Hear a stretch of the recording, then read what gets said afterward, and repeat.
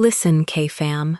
The man in room 411 has a koi fish swimming up his neck, and two men standing outside his door who never sit down. Sofia Ramirez is 20 years old, a black woman, newly graduated, working overnight on the cardiac step-down unit. That morning, she ended 11 months with Steve Callahan using 2 words, "It's over." She left with a duffel bag and a folder on her phone. By 7 that night, Loretta Vaughn hands her the private observation wing, room 411, Han Ji-woo. They call him the Quiet One. She clips the leads to his chest. The tattoo climbs out of the gown, black and crimson, scales like carved letters. "Problems?" he asks. "Ex-boyfriend," she says. That usually explains a lot. IU K-fam, it is the first time she has laughed all day. At 9:20, her phone lights up. 3 words, "I'm on my way." She looks at the man in the bed and asks him for 5 minutes. And what those 5 minutes turn into, nobody in that hospital was ready for. Before starting the story, comment down below where you are watching from and what time it is there. If stories of karma, love, and hidden truths move you, leave a like, be sure to subscribe to the channel, and click join to become a member and help our channel. Sofia Ramirez zipped the duffel bag shut at 6:40 in the morning while Steve Callahan was still talking. He'd been talking for 11 minutes. She'd counted, because the microwave clock in the kitchen was the only thing in that apartment that had ever told her the truth. 6:29 when he started. 6:40 when the zipper caught on a sleeve of her scrubs and she yanked it free, hard enough to tear the seam. "You're being dramatic," Steve said from the doorway of the bedroom. She lifted the bag off the mattress. It weighed less than she expected. 20 years old, and everything she owned that mattered fit into a bag she could carry with one arm. Sofia, look at me." She looked at him. The blazer was already on, the cheap navy one, over the same white t-shirt he'd slept in. Black backpack hooked over one shoulder the way it always was, even inside the apartment, even at night, even in the shower once when the water heater broke and he'd carried it into the bathroom like a man crossing a border. "It's over," she said. 2 words. And she'd rehearsed 40. She'd written them on the back of a MedPass sheet at 3 a.m. 2 nights ago in the break room, folded it into 8ths, and thrown it out before her shift ended. All that work, and it came out as 2 words, flat, the way you'd read a lab value off a chart. Steve laughed. That was the thing about him. The laugh always came first, before the anger, like a nurse checking a pulse before deciding how bad it was. "Over," he repeated. Okay, that's cute." She walked past him. His arm came up against the doorframe, not touching her, just occupying the space where her shoulder would go. She stopped. She waited. 3 seconds. 4. In the cardiac step-down unit, they teach you that a pause is data, that the thing between 2 beats tells you more than the beats themselves. The arm dropped. In the hallway, she picked up her white sneakers, still damp at the toe from a spilled saline flush the night before, and carried them instead of putting them on. The floor was cold. She didn't care about the floor. "You've got a shift tonight," Steve said behind her. 7 to 7, right? Cardiac step-down, 4th floor. She kept walking. "I know your schedule better than you do, baby." That one landed. Her hand tightened on the strap of the duffel, and she made it stop. She made her hand let go of the strap and hang loose at her side, because the body is a liar that tells the truth. And Steve Callahan had spent 11 months learning to read her body faster than she could hide it. She'd met him at a laundromat on Delancey when she was 19, and in her final semester, he'd fixed the coin slot on the dryer with a butter knife and said, "That machine's been robbing this whole block for a year." She'd thought that was funny. She'd thought a man who noticed a broken machine was a man who noticed things. He noticed things. "Ma'am, did he notice things?" At the front door, she set the bag down and put her shoes on, one at a time, sitting on the arm of the couch. Steve came into the living room and stood by the window with his hands in his pockets, like a man waiting for a bus. You gonna tell me why?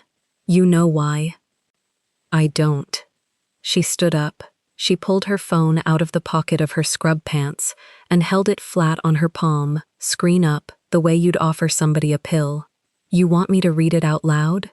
His jaw did something small. The folder was called Proof, capital letters, all 5, because when she made it 11 months ago at 2 a.m. in the parking garage of the hospital, with her hands shaking on the steering wheel, she hadn't been able to think of anything cleverer, and she hadn't wanted to. 316 items, screenshots, photos of screens, a voice memo 41 seconds long that she'd never once played back all the way through. 3 women, Ashley from his gym, a woman saved in his phone only as D. Work, and one whose name Sophia had never gotten because that one had texted at 4:12 a.m. on Christmas Eve, and Sophia had screenshotted it and then put her phone face down on the nightstand and lain there in the dark, listening to Steve breathe and doing the math on what it would cost to leave. 11 months of math. That's private, Steve said. It's my phone. Those are my conversations. Then take them up with Ashley. The name did it. His face went through 3 expressions in under a second and settled on the third one, the flat one, the one she'd learned to watch for the way you watch a monitor after a run of PVCs. You've been going through my phone for a year, he said. A year, and you want to stand there and call me the problem. 11 months. Oh, you counted. I count everything, Steve. It's my job. He crossed the room. Not fast. He never came at her fast. That would have been something a person could name. He came at her the way weather comes at a window, and stopped close enough that she could smell yesterday's coffee and the drugstore cologne he bought in a plastic bottle shaped like a cologne bottle. Put the bag down, he said. We'll talk. Real talk. Not this. I'm working tonight. Then put it down and go to work and we'll talk after. There's no after. The backpack shifted on his shoulder. He hitched it up with a jerk of his arm, and Sophia's eyes went to it, and she was already turning her head away when the memory arrived anyway. Unwelcome, complete, in high definition. March, a Tuesday. She'd come home from a night shift at 8:15 a.m.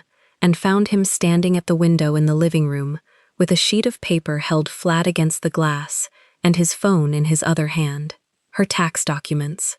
The whole folder from the filing box under the bed, W-2, the 1098-T from nursing school, the letter from the hospital with her employee ID number printed under her name, everything in a stack on the couch cushion, and one page at a time, held up to the light of the window while he photographed it.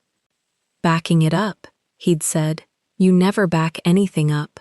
If there's a fire, you'd have nothing. She'd been so tired, she remembered the exact quality of the tired, that after nights, tired, where your eyes hurt in the sockets, and words arrive 4 seconds late. She remembered thinking that it was strange, and then thinking that it was thoughtful, and then getting into the shower. Standing there now, at 6:44 in the morning, with a duffel bag by her ankle, she thought about a fire. What? Steve said. Nothing. You made a face. I didn't make a face. She picked up the bag. He got to the door before her, back against it, arms folded, the chipped front tooth showing, because he was doing the laugh again. Where are you even going? You've got no family in this city. You've got, what? That old lady at work? Loretta? Move. I'm asking a real question. I'm the only person who's ever... Steve. Move. Her voice didn't rise. That was the part that got him. She watched it get him. The shoulders coming up, the red knuckles flexing once against his own forearm, and she understood in that second that he had been waiting all morning for her to scream, because a screaming woman is a woman you can describe to other people afterward. She wasn't going to give him that, not one syllable of it. 10 seconds passed. The refrigerator hummed and clicked over. He stepped aside. She opened the door and got 2 feet into the hallway before he said it. "I'll come see you tonight." She stopped. She hated that she stopped. "At the hospital," he said. "4th floor. What is it? Visiting hours till 9? I'll come by after. We'll talk like adults." "Don't." "You'll want to talk by then." "Steve, don't come to my job." He smiled at her with his whole face, and it was almost warm, and that was the worst thing about him, that it was almost warm, that 11 months ago it had been warm enough. "See you tonight, baby." The door closed, not slammed, closed, softly, with the little suck of the weather stripping, and Sophia stood in the hallway of a building she had paid 2/3 of the rent on for 11 months, holding a bag that weighed nothing at all. She made it to the stairwell before her hands started. She let them. 4th floor landing, back against the cinder block, bag between her feet, both hands out in front of her, shaking like a woman coming off a code, and she let them shake for exactly as long as it took to count to 60. That was the deal she made with herself. 60 seconds on the landing, then down. At 41, she thought, "He has my employee ID number." At 53, she thought, "He has my social." At 60, she picked up the bag. Outside, the street was doing the things streets do at 7 in the morning. Delivery truck double parked, a man hosing the sidewalk in front of a bodega, the whole city clearing its throat. She walked 4 blocks to the diner on the corner of 9th, sat in the window booth, ordered eggs she didn't want, and opened the folder called Proof. She scrolled it for an hour and 8 minutes. Not to hurt herself. She wanted to be clear about that, and she was clear about it, sitting there with a coffee going cold and a plate she pushed to the far edge of the table. She scrolled it the way she read a chart on a new admission, top to bottom, no skipping, because the thing you skip is the thing that kills the patient. Screenshot. Screenshot. Photo of a lock screen at 4:12 a.m. Screenshot. A gym selfie with 2 people in the mirror and only one of them supposed to be there. Screenshot. And in the middle, item 140-something, dated the 17th of March, a photo she had no memory of taking. Steve at the window. Morning light coming through, a sheet of paper held flat against the glass and his phone up in his other hand. She stared at it. She had taken it. She must have taken it, standing in the doorway, half asleep, in the 4 seconds before her brain decided the whole thing was thoughtful. Some part of her that had been awake when the rest of her wasn't had lifted a phone and pressed a button and never mentioned it again. She put her thumb on the trash icon. She held it there. Then she closed the folder, put the phone face down on the table, and asked the waitress for the check. She spent the day at a laundromat on Delancey, which she recognized as a joke the universe was making at her expense, and refused to laugh at. She washed everything in the duffel. She sat on a plastic chair with her back to the wall and her bag across her knees, and slept 40 minutes in bursts of 6. At 2 in the afternoon, she called Delilah Prentice, who worked at a dental office on 23rd, and who said "girl" 4 times before Sophia had finished the first sentence. "Come stay with me. Just tonight. Come stay however long, Sophia. However long. Just tonight, Delilah." "Uh-huh. Bring your bag." At 5, she showered at Delilah's, put on a clean set of dusty navy scrubs, clipped the ID badge to the navy lanyard, and stood in front of the bathroom mirror longer than she needed to, not looking at herself, looking at the badge, her name and her photograph and a barcode and a number, hanging over her chest, the way it had hung there every night for 4 months since she'd graduated. She put the trench coat on over the scrubs and took the crosstown bus. The hospital at 6:52 p.m. smelled like it always did. Floor wax and something underneath the floor wax. The elevator was slow. A transport tech got on at 2 with an empty stretcher and said hey, and she said hey, and neither of them said anything else. and Sophia was grateful for that in a way she couldn't have explained. Fourth floor, cardiac step-down. The unit hummed the way it always hummed, telemetry chirping at the desk, somebody's call light going off down the west hall. Loretta Vaughn was at the nurse's station, with her reading glasses pushed down her nose, and the assignment sheet flat under both hands. Wine red scrubs, gray cardigan with the pockets pulled out of shape by 20-some years of carrying other people's things. She looked up when Sophia came around the corner, and she looked at her for 1 second longer than a person looks at a coworker. "You eat today?" "I had eggs." "You had eggs at a diner and pushed them around." Sophia set her bag in the locker behind the desk. "Loretta, what's my assignment?" Loretta took the glasses off and let them drop on the beaded chain. She turned the assignment sheet around with 2 fingers and slid it across the counter, and her hand stayed on it a second after it stopped moving. "You're not on the main hall tonight. Okay, you're in the observation wing." Sophia looked at the sheet. 4 rooms on the main hall had names next to them in Loretta's block handwriting. Under those, alone, with a line drawn under it, was a 5th. 411. There was no name in the name column. There was a dash. "There's no name." "There's no name," Loretta agreed. "Loretta. Overnight cardiac monitoring. Admitted at 4. Stable, telemetry, Q4 vitals.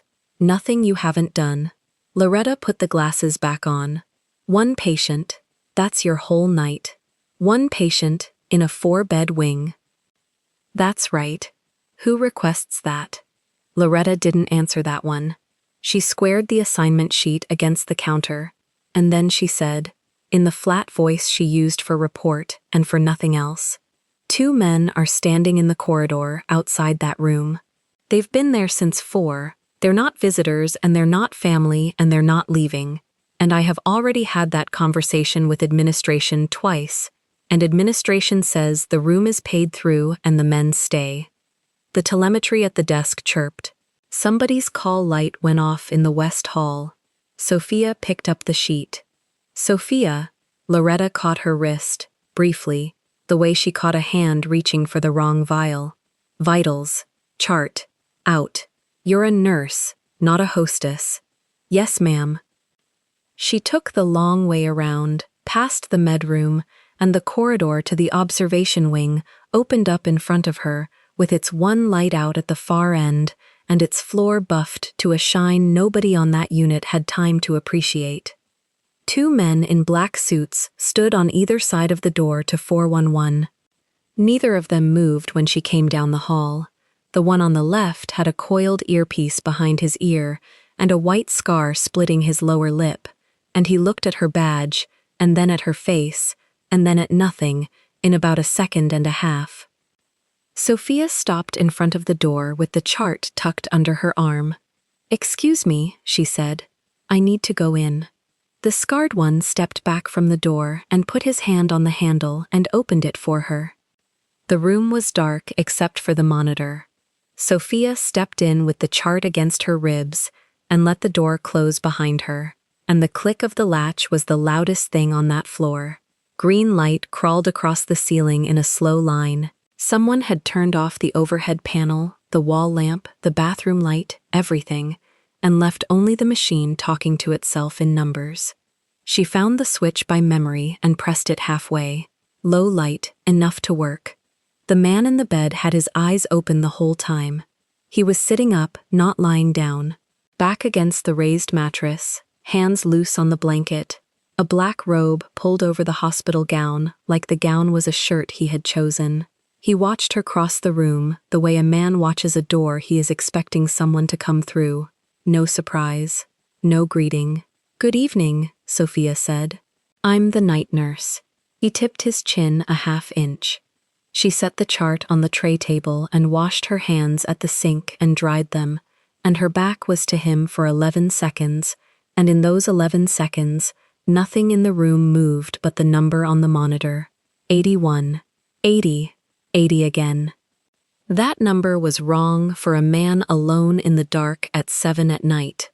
Not wrong medically, wrong for a person. Sophia had put leads on frightened accountants and retired firefighters and 18-year-old boys who swore they were fine, and every single one of them ran hot the first hour on a cardiac floor. This one sat at 80 like a man waiting for a train. "I need your vitals," she said. "Blood pressure, temperature, oxygen. Then I'll replace your leads, because 2 of them are off." "2 of them are off," he repeated. "Lead 4 and lead 6. She pulled the cuff from the wall basket, which means the monitor at the desk has been showing artifact since about 5 o'clock, which means every alarm it threw tonight was noise, which means the next time it's real, nobody will believe it. He looked at her for a beat. "Nobody mentioned that," he said. "Nobody looked." She wrapped the cuff around his arm. He turned the arm for her without being asked, palm up, and that small piece of cooperation told her more than his chart had. Men who fight the cuff are scared. Men who offer the arm have done this before. 132/84. She said the numbers out loud and wrote them down. Temperature. She held up the probe. He opened his mouth. She read it. 36.8. She clipped the pulse oximeter to his index finger, and he let her, and the little red light glowed through the tip of his finger and painted a coin of red on the blanket. 98%. "You're healthier than half the people in this building," she said. "So I've been told." By who? 4 cardiologists. He said it flat. In 2 cities. She wrote 98% RA in the box and did not look up. 4 cardiologists in 2 cities. In one night, she had learned that this man could buy an entire wing of the hospital and had spent his money asking 4 different men in white coats the same question and still had not liked the answer. "Then why are you here?" she said. It came out as a statement. "Because someone thinks my heart is going to stop." "Is it?" "Not tonight." The monitor said 82. She reached for the gown. "I'm going to open the top of this," she said. "I need skin contact for the leads. Tell me if you want me to call another nurse in the room." "I don't." She loosened the shoulder of the gown and drew it down and folded it back, and that was when the tattoo came out of the fabric. It came up the right side of his neck like it was climbing. She had seen the tail of it before, the little curl of black behind the ear, and had filed it as ink and moved on. Now the whole thing rose out of the collar as the collar dropped, black and crimson, scales in fine strokes that looked less like a drawing and more like writing, a fish swimming upward toward his jaw with its head turned slightly out, as if it had noticed her and decided to keep going anyway. Her hand stopped for 1 second above his collarbone. 1 second. Then she peeled the backing off the first electrode and pressed it down under the right clavicle and smoothed the edges with her thumb. "Ask," he said. "Ask what?" "Everyone asks." "I'm not everyone's problem tonight," Sophia said. "I'm yours. Turn your shoulder toward me." He turned, and something moved at the corner of his mouth. Not a smile. The place where a smile would go if he ever built one. She worked. Lead 2 under the left clavicle. Lead 3 low on the left flank, below the ribs, where the skin is thin and the electrode always wants to slide. She wiped each site with an alcohol pad first and let it dry before she pressed, because a wet site lifts in 4 hours, and lifted leads are how you end up with a room full of false alarms and a nurse who stops running. Under the left flank electrode, an inch below where her thumb pressed, there was a scar. Old, clean edges. Someone competent had closed it, and not in a hurry. She did not ask about that one either. "You're the first person in this building who hasn't looked at the door," he said. "What door?" "That one." He nodded once toward the corridor. "Every person who has walked in here since 4 o'clock has looked at the door before they looked at me." Sophia peeled the last electrode. "Your men are in the way," she said. "The linen cart doesn't fit past them. Housekeeping has been dragging the bin the long way around all evening." I'll move them. Move them 2 feet toward the window, that's all. 2 feet, he said, like a man being handed a bill for far less than he expected. She clipped the last wire and stood back and watched the screen wake up honest. The line came in clean. Complexes tight, evenly spaced, no wander. 80, 79. There, she said. Now it's telling the truth. You care a great deal about the truth of a machine. I care that when it screams at 3 in the morning, somebody runs.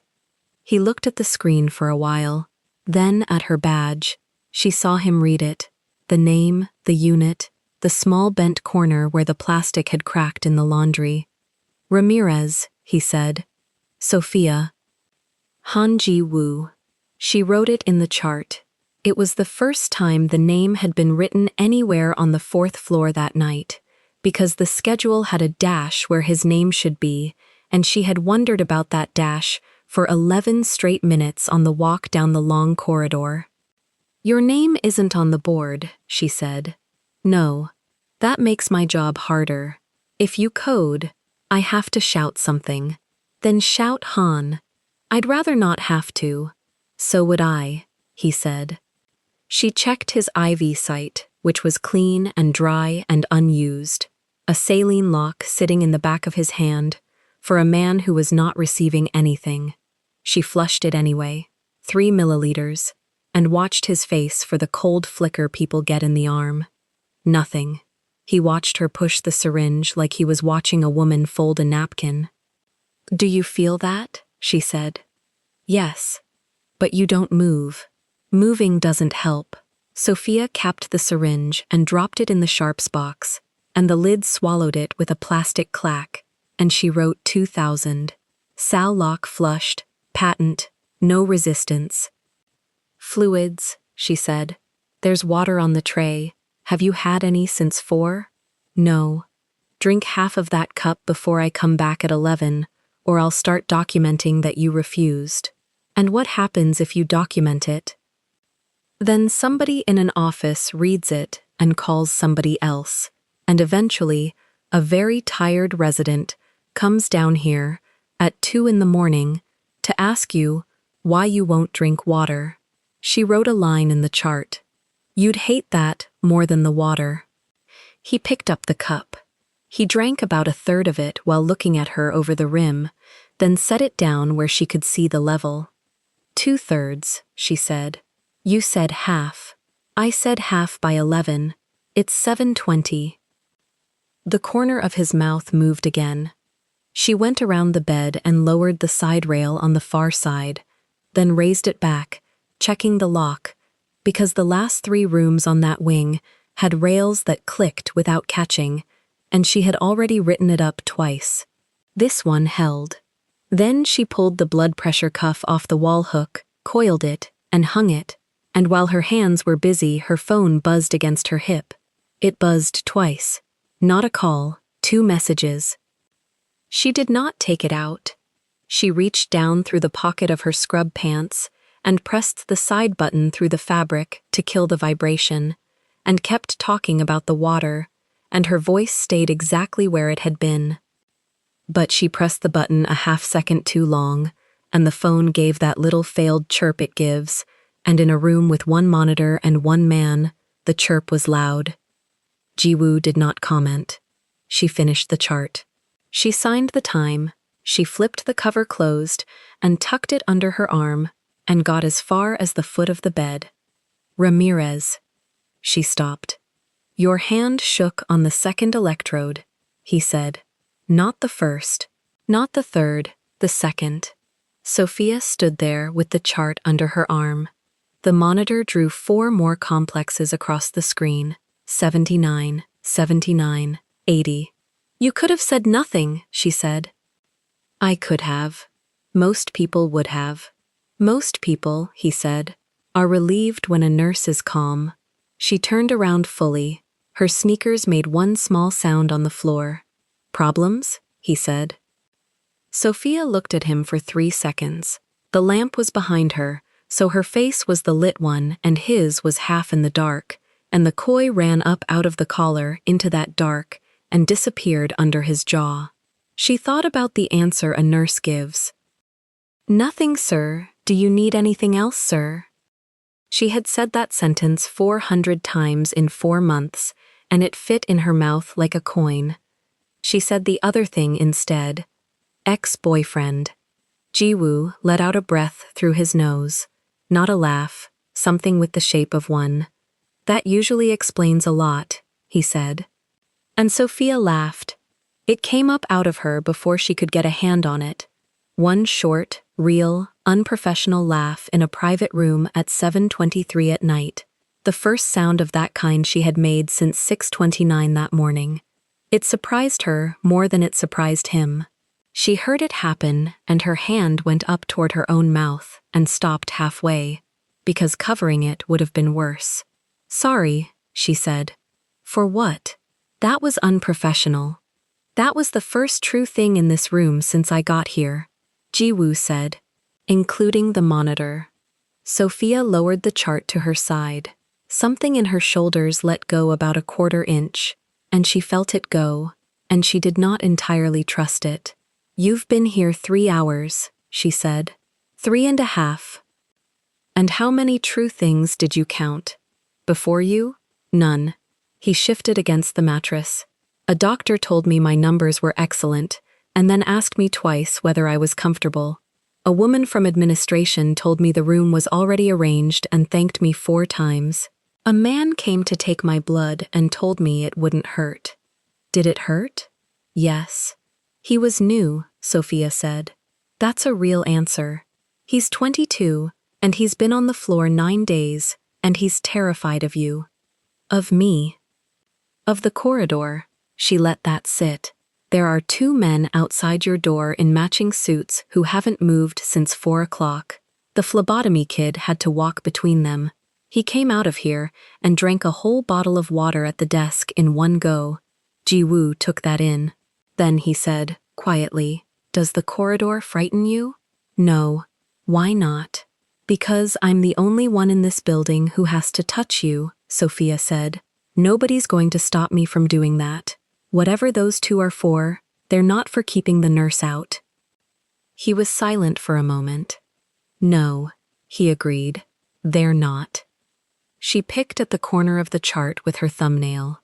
Outside, down the long corridor, a call light chimed twice and went quiet. Someone else's room, someone else's night. 11 o'clock, she said. "I'll be back. Vitals, and I'll look at the leads again. If you feel anything before that, pressure, tightness, your jaw aches, your left arm goes strange, anything at all, including something you can't name, you press this." And she put the call button into his hand and closed his fingers around it herself. "You don't send a man out into the hall to find me. You press it." He looked down at the button in his palm. "And if I press it for nothing," he said, "then I come for nothing." She shrugged one shoulder. "It's a 12-hour shift. I've come for nothing about 900 times." Jiwoo turned the button over once, then set it on the blanket beside his hand, where he could reach it without looking. "Ramirez. Sophia." "Sophia." He said it carefully, the way a man says a word he intends to say again later. "Is he coming here?" She had her hand on the door. The honest answer had a time attached to it, and a floor number, and a sentence with the word "baby" in it, and she was not going to hand any of that to a patient with a cardiac monitor and 4 cardiologists behind him. "That's not your problem," she said. "That wasn't the question." "I know." She opened the door. The 2 men were where they had been, and the one with the scar through his lip had moved perhaps 8 inches toward the window, which meant he had heard her through the door, and which meant the door was thinner than she had assumed, and which meant he had heard the laugh. His flat eyes went from her face to the room behind her and back. 2 feet, Sophia said to him, the linen cart. He moved his feet exactly 2 feet. "Thank you," she said, and went down the corridor. She got as far as the supply alcove before she took out the phone. 2 messages. The same number she had not blocked, because blocking it meant he would find another one, and she wanted whatever he sent to arrive somewhere she could see it. The first said, "Just got off work. Long day." The second said, "Fourth floor right? After visiting hours. Don't make it weird, Sophia." The timestamps were 7:11 and 7:12 p.m. Sophia read them twice. Then she put the phone face down on the shelf between the boxes of gauze, and she put both hands flat on the shelf on either side of it, and she stood there, breathing in a room that smelled like cardboard and alcohol wipes. Her hands were steady this time. She noticed that, and it bothered her more than the shaking had. Loretta Vaughn found her 40 seconds later, because Loretta Vaughn found everybody eventually. She came into the alcove with a stack of flat sheets against her hip and stopped. 411, Loretta said. Alive, alive. Vitals, 132/84, temp 36.8, sat 98 on room air, heart rate high 70s. Sophia turned around. 2 leads were off. They've been off since he was admitted. Loretta's chin came up. Since 4? Since 4. Then that monitor's been lying to my desk for 3 hours. Yes. Loretta set the sheets down on the shelf next to the phone. She did not look at the phone. She looked at Sophia's face, at the alcove, at the phone, at Sophia's face again, in that order, and Sophia understood that she had been read completely in under 2 seconds by a woman who had been reading night shift nurses since before Sophia was born. Fix them? Loretta said. Fixed. Good. Loretta pulled her reading glasses up off the chain and put them on. What's he like? Sophia thought about it. Awake, she said. That's not an answer. It's the whole answer. He's been sitting up in the dark for 3.5 hours, with his eyes open and his heart rate at 80, and he hasn't asked for anything. Not water, not the TV, not a phone charger. Loretta's mouth pulled sideways. Men like that ask for one thing, she said. Just the one, and they wait until you'd give it to them. He asked me 2 things, which were, whether the men in the hallway scared me. Sophia picked up her phone and slid it into her pocket. And who was texting me? Loretta looked at her for a long moment over the top of the reading glasses. Sophia, I know. Do you? You said it already. Vitals, chart, out. I did say that. Loretta picked up her sheets. And I'm going to keep saying it, and one of these nights you're going to stop hearing it, and I'd like that night to be a long way from tonight. She started for the door and then stopped in it, filling it. Anybody comes on this floor after 9, Loretta said. He comes past me first. That's how it works. That's how it's always worked. And I don't care whose room is paid for. You hear me? I hear you. Then go do your 8 o'clocks. 407's daughter has been pressing that light like it owes her money. Sophia went. She did her 8 o'clocks. She hung a bag in 403 and retaped an IV in 409 and sat with 407's daughter for 6 minutes explaining what a troponin was, twice, in 2 different ways, until the woman's shoulders came down. She charted at the desk with her back to the corridor. She drank half a coffee that had gone cold at some point she couldn't identify. At 8:52, she carried a warm blanket down the long way and let herself into 411 without knocking, because the door was heavy and her hands were full. Jiwoo was exactly where she had left him. The cup on the tray was empty. You said half, he said. I said half. I drank all of it. Sophia spread the blanket across the foot of the bed and folded it back once. You want a medal? I want you to write it down. She wrote it down. 2050, 240 milliliters PO, tolerated.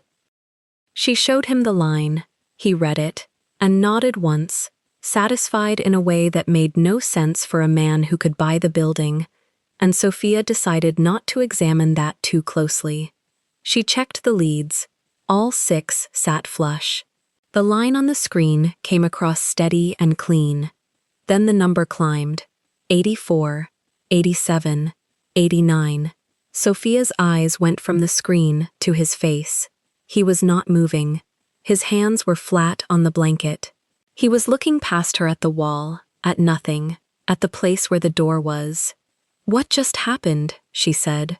"Nothing. Your rate went up 11 beats in 20 seconds. I thought of something." "Think of something else." He almost smiled. 91. 90.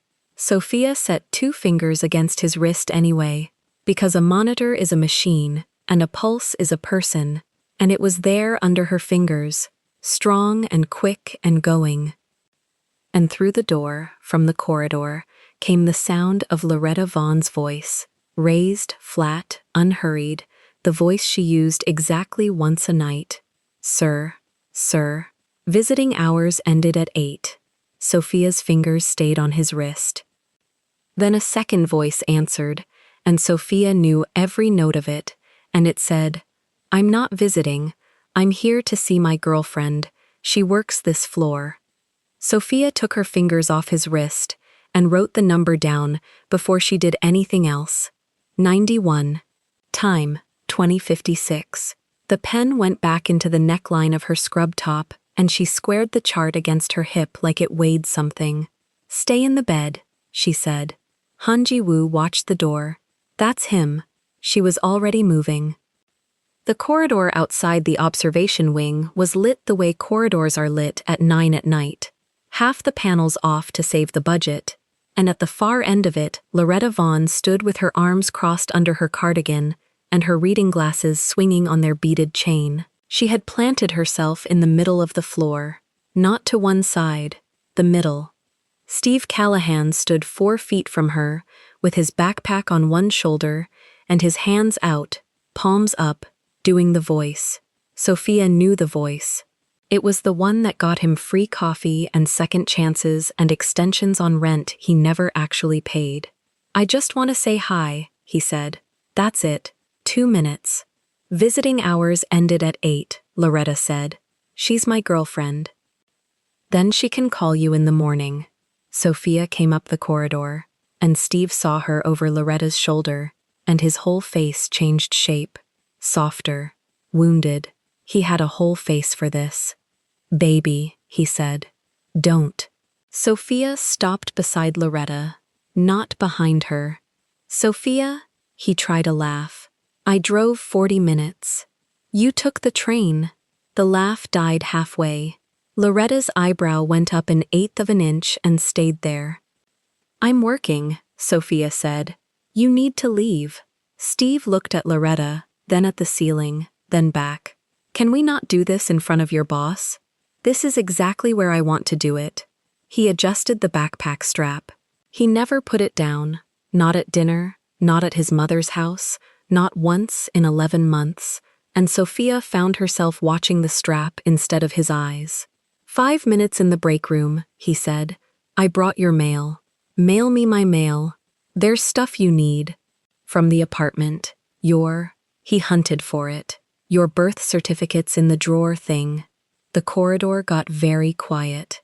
Loretta didn't move, but Sophia felt her go still in a different way, the way a person goes still when they hear a sentence they intend to remember. "Then leave it at the front desk," Sophia said. "I'm not leaving your birth certificate with a security guard. You're not bringing it to my floor either." He smiled. The chipped tooth showed. "Okay," he said. "Okay. I'll wait downstairs. I've got nowhere to be. I'll wait till 7 if I have to." "Sir," Loretta said, "the lobby closes to non-visitors at 9:30.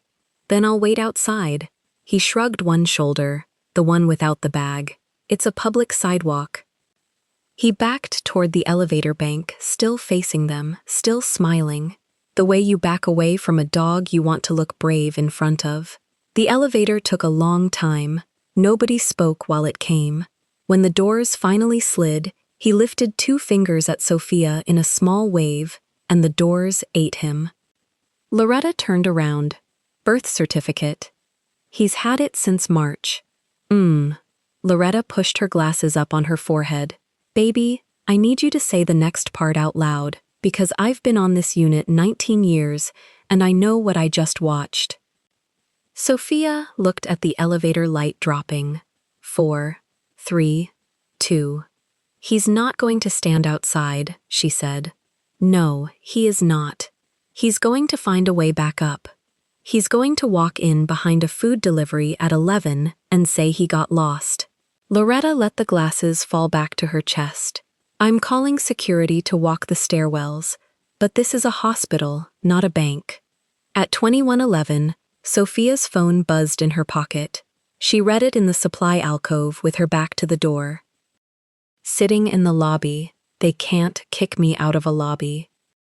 At 21:19, it buzzed again. On my way up.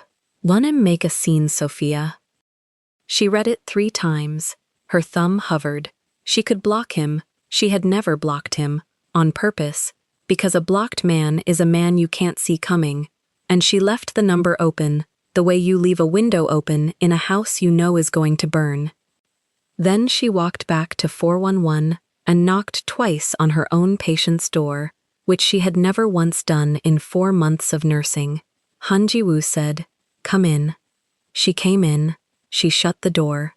She stood at the foot of the bed with the chart against her chest, and for 11 seconds she said nothing at all, which for Sophia Ramirez was a very long time. Your heart rate's still 90, she said. Your hands are shaking again. That's the second time you've told me about my hands. It's the second time they've done it. She set the chart down on the tray table, deliberately, like putting down a weapon. I need to ask you for something, she said. And it's not a nursing thing. And if you say no, I'll still change your leads at 11, and I'll still be professional, and neither of us ever brings it up again. Ji-woo shifted against the pillow. He didn't look at the door this time. He looked at her. Ask? There's a man coming up to this floor in about 20 minutes. He's my ex-boyfriend. He's not dangerous the way you're thinking. He's dangerous the way a leak in a ceiling is dangerous. He waits. She kept her voice flat. It cost her. If I tell him to go, he doesn't go. If my charge nurse tells him to go, he tells everyone on this unit I'm crazy, and by Thursday 4 people believe him. And if I tell him to go, he's never had a man tell him anything. The monitor beeped once, a soft artifact beep, then settled. What exactly are you asking for? Ji-woo said. Sophia breathed in. 5 minutes of a fake boyfriend. Something moved at the corner of his mouth. Not a smile. The place a smile starts. 5 minutes. You sit up. You don't get out of the bed, because you're a cardiac patient, and I will actually fight you about that. You look bored. That's it. Bored is worse than angry for a man like him. And then he leaves, and I go back to work, and you go back to being a chart. Ji-woo was quiet. In the corridor, a linen cart rolled past, and somebody laughed at something in another room. He reached over and pulled the call button off the blanket where she had put it, and set it on the tray table beside her chart, out of his own reach, which she noticed and didn't understand yet. Then for 5 minutes I'm yours, he said. Sophia looked at him a second too long. Sit up straighter, she said. You look like a sick man. I am a sick man. Not for 5 minutes you're not. She untied the robe he had left hanging open and pulled it closed across the gown herself. Quick, clinical, and the koi went under black cashmere. She fixed the collar. She moved the water cup from the left side of the tray to the right side, in front of him, so there'd be something for his hand to be near. She took the blood pressure cuff off the rail and hung it out of sight. She turned the overbed light down 2 clicks, so the room read like an office and not like a ward. You've done this before, Ji-woo said. I've watched a lot of doctors walk into rooms. At 22:09, Loretta's voice came off the corridor, sharp, and then Steve's voice under it, saying, I'm literally just... And then footsteps.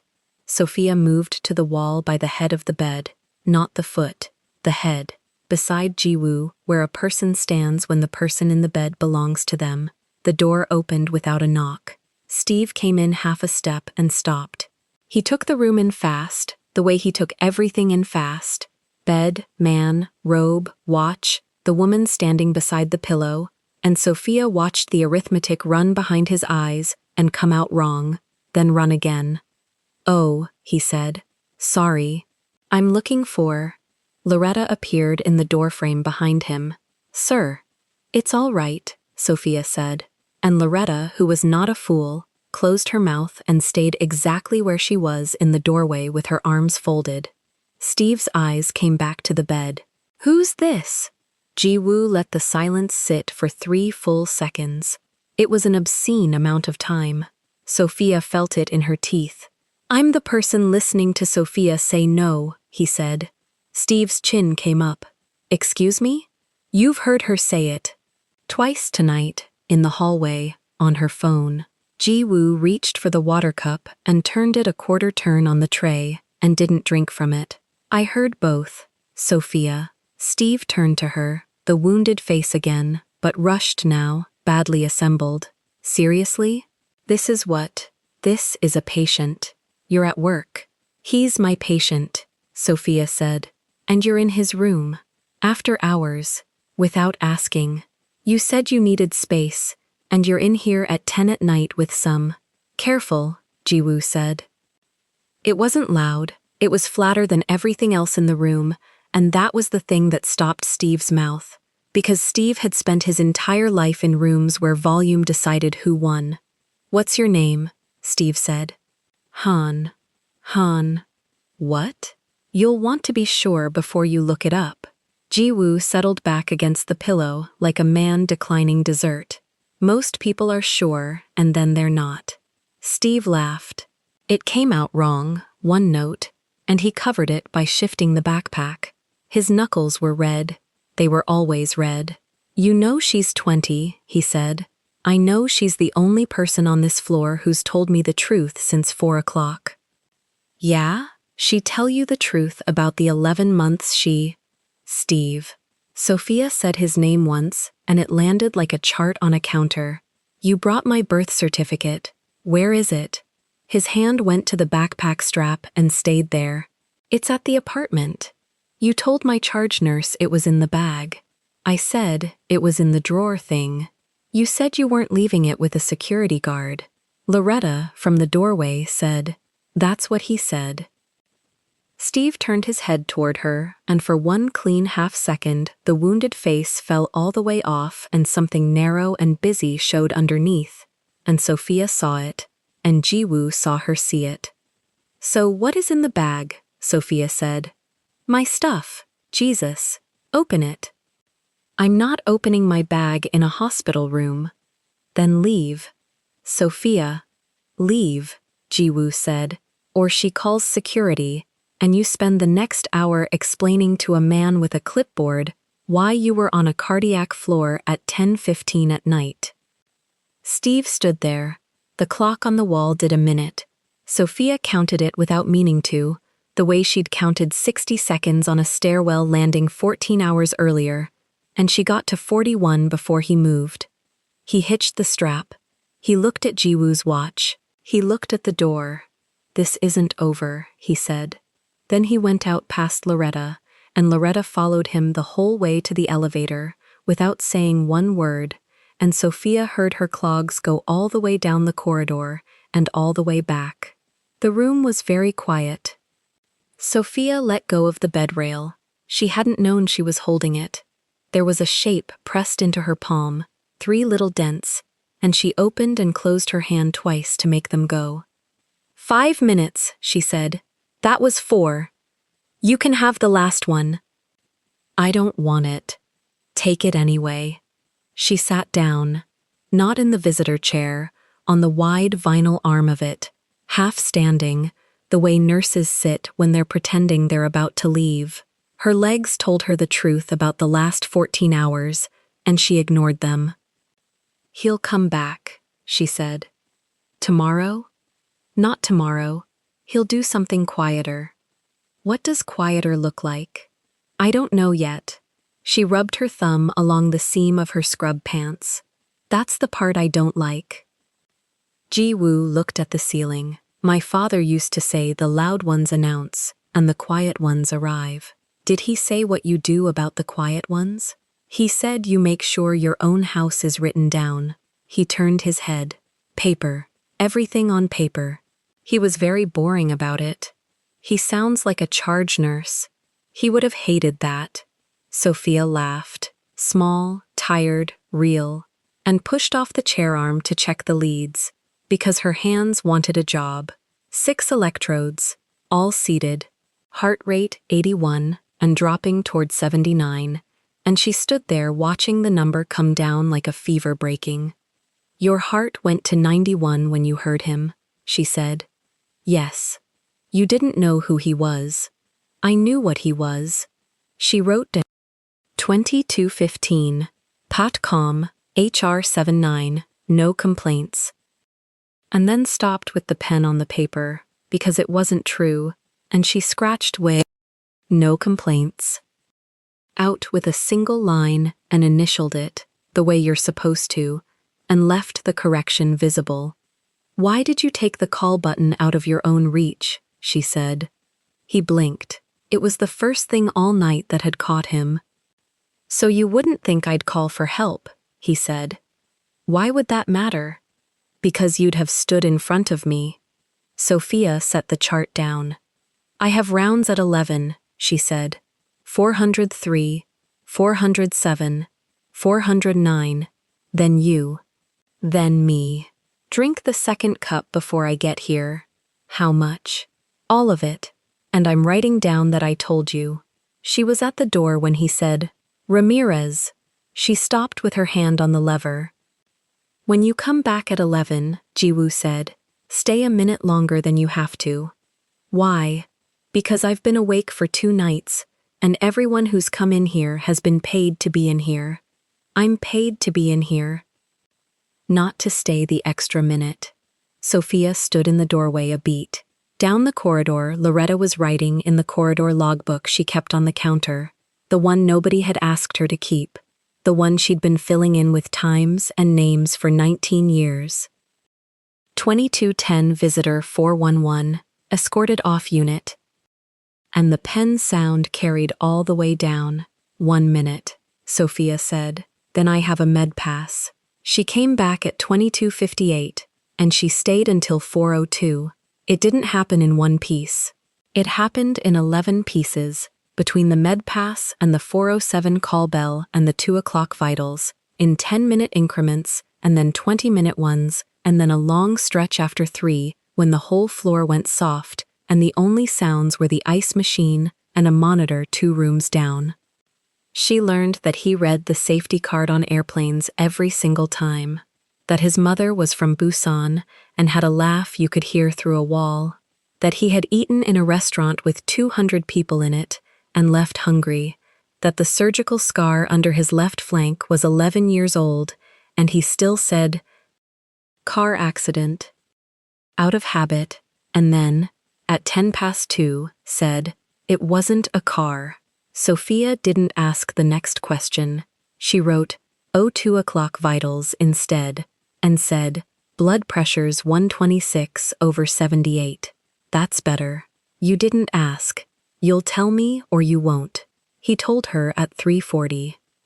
She learned that he had not slept more than 4 hours at a stretch in 9 years, and had stopped calling it a problem, that the men in the corridor had names, and one of them was Park Sang-hoon, and Sang-hoon had a daughter in the 9th grade who thought her father sold industrial refrigeration, that Ji-woo had been the second son until he wasn't. And he learned things too, which surprised her more, that her mother had died when she was 15, and her aunt in Baltimore sent a card every March and never called, that she had paid 2/3 of the rent for 11 months on a nurse tech's wages and hadn't told anyone the ratio, not even Delilah, that she had picked cardiac because it was the only unit where the machines told you the truth before the patient did. Around midnight, she brought him a second blanket he hadn't asked for, and he said, warm.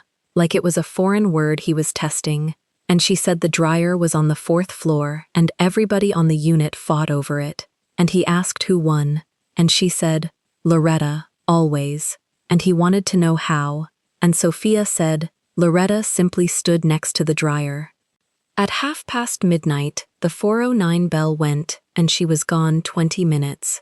When she came back, he had moved the visitor chair 6 inches closer to the bed with his foot, which was the most physical activity he had performed since admission, and she wrote, PT ambulated 0 feet, and showed him the line, and he laughed with almost no sound at all, 1 breath, and the monitor didn't even flinch. Why nights? He asked, around 1. Because at night, people say what's actually wrong with them. Does that work on you? Sophia looked at the window, which had gone from black to a slightly different black. Apparently, she said. At 3:50, he asked her what she was going to do about the apartment, and she said she'd get her things Sunday with Delilah, and he said, take someone bigger than Delilah, and she said, Delilah's 5'8", and he said, take Sung-hoon, and she said, absolutely not, and they both stopped, because the joke had gone somewhere neither of them had meant to walk. At 4:02 she stood up. 7 o'clock I hand off, she said.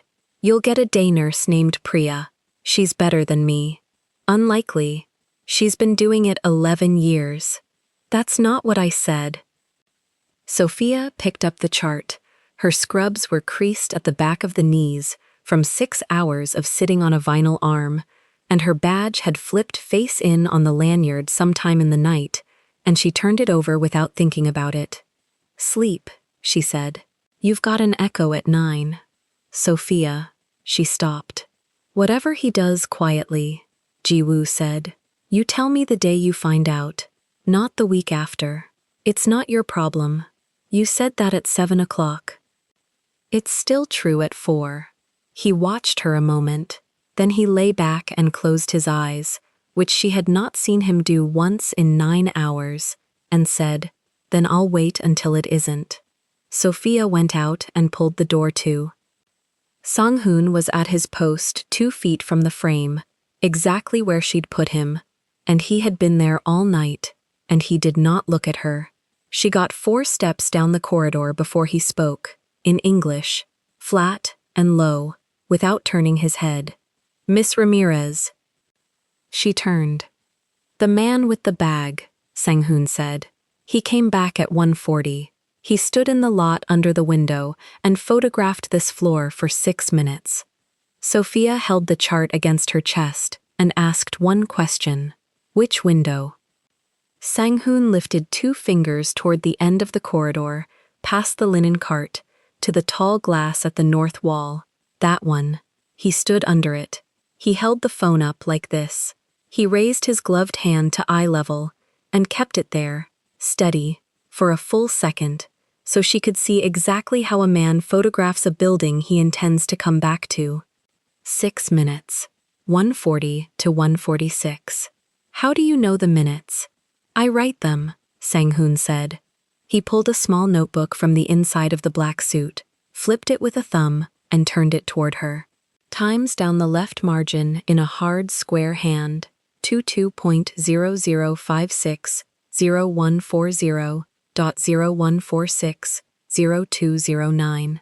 Sophia read the column and did the math she'd been avoiding since 7 the night before. 2 men had been keeping a written record of her ex-boyfriend, in a corridor, on a floor, where she was the only one who touched the patient. You didn't tell me at 2, she said. You were working. I was in the room. Yes. Sang-hoon closed the notebook. You were laughing. She looked at him then, properly, for the first time in 12 hours. The scar in his lower lip caught the corridor light when he spoke, and stopped catching it when he didn't. He didn't apologize for waiting. He also didn't move an inch off his 2 feet. Does he know? Sophia asked. Not yet. Don't tell him tonight. Sang-hoon considered that, the way a man considers an order from someone who has no authority to give one. Why? Because he'll get up, she said, and I have him written down as bed rest until 9. Something happened in the flat face. It was not a smile. It was closer to a receipt being filed. Understood. She wrote her 4 o'clock note at the counter with the pen from her neckline, and the words came out clean and boring, the way notes are supposed to. Resting. No complaints. Call Bell within reach. Loretta came out of the medroom with 2 cups and set one down beside Sophia's elbow without asking whether she wanted it. The tall one's man just gave you something, Loretta said. He gave me a time. Times are the only thing worth having. Loretta pushed her reading glasses up into the gray coils and looked at the north window, at the black square of the lot behind it. Write it in mine. Sophia carried the corridor logbook to the counter and copied it in. 0140-0146. Individual in lot photographing 4th floor, per security detail. She signed it. Loretta signed under her. 19 years of that book had a smell, pencil and old cardboard, and Sophia's hand shook on the second line, and not the first, which she noticed and refused to look at. The rest of the shift went the way shifts go when nothing goes wrong. The 409 wanted ice. The 403 wanted the television off and then wanted it on. At 5:40, a call light in 407 turned out to be the daughter asleep against the button. Sophia turned it off, adjusted the blanket around the woman in the bed, and stood in the doorway 1 second longer than the task required. At 6:15, she hung a new bag on the 403 and heard, from the observation wing, the sound of a bed rail being lowered by someone who knew where the release was. She was in 411 in 9 seconds. Han Ji-woo had one leg over the side and both hands flat on the mattress. The leads were still on. The monitor was still telling the truth. Back, Sophia said. I've been horizontal for 14 hours. You've been horizontal for 11, and you're on telemetry until the echo. He looked at her, then he swung the leg back up, slowly, and let her pull the sheet straight, and the whole thing took 4 seconds and cost him something he didn't name. You know what he did, Ji-woo said. She kept her hands on the sheet. Sang-hoon talks. Sang-hoon reports. There's a difference, and you'll learn it. He settled his shoulders against the pillow. You told him to wait until morning. I told him to wait until you were discharged. It's morning. It's 6:18. Then we're both early, Ji-woo said. She went to write it down, and he watched her write it down, and neither of them said the word in photograph. And it sat in the room anyway like a third person breathing. At 7, she gave report to Priya at the counter. 11 years on the unit, hair in a clip, a highlighter she used like a scalpel. Sophia gave her the leads that had been loose, the fluid intake, the 2 vital sets, the echo at 9, and one more line she had not planned to say out loud. Visitor issue overnight, Sophia said. It's in Loretta's book. He's mine, not the patient's. Priya's highlighter stopped. Yours. X. Do you want security notified for days? Yes. Priya wrote it. That was the entire conversation, and it took 11 seconds. And afterward, Sophia stood at the counter and breathed once through her nose, because saying it in daylight to a stranger had cost her more than saying it to Loretta at midnight. She should have gone home at 7:10. Home was a duffel bag in the staff locker and a sofa on 23rd Street. At 7:50, she was standing in the doorway of 411 in a camel trench coat with a black bag across her chest, watching a man in a matte black suit button one button. The gown was gone, so was the robe. Sang-hoon had brought a garment bag up at 7:30 and taken the hospital away with it, and what was left in the room did not look like a patient, and had never looked like one, and Sophia understood that she had spent the whole night with a costume. Discharge paperwork's with Priya, she said. Echo at 9. You'll be back at 4 for the reading. I know. Then I'm off the clock. Ji-woo turned. The koi tail showed above the open collar where a tie would have been if he wore one.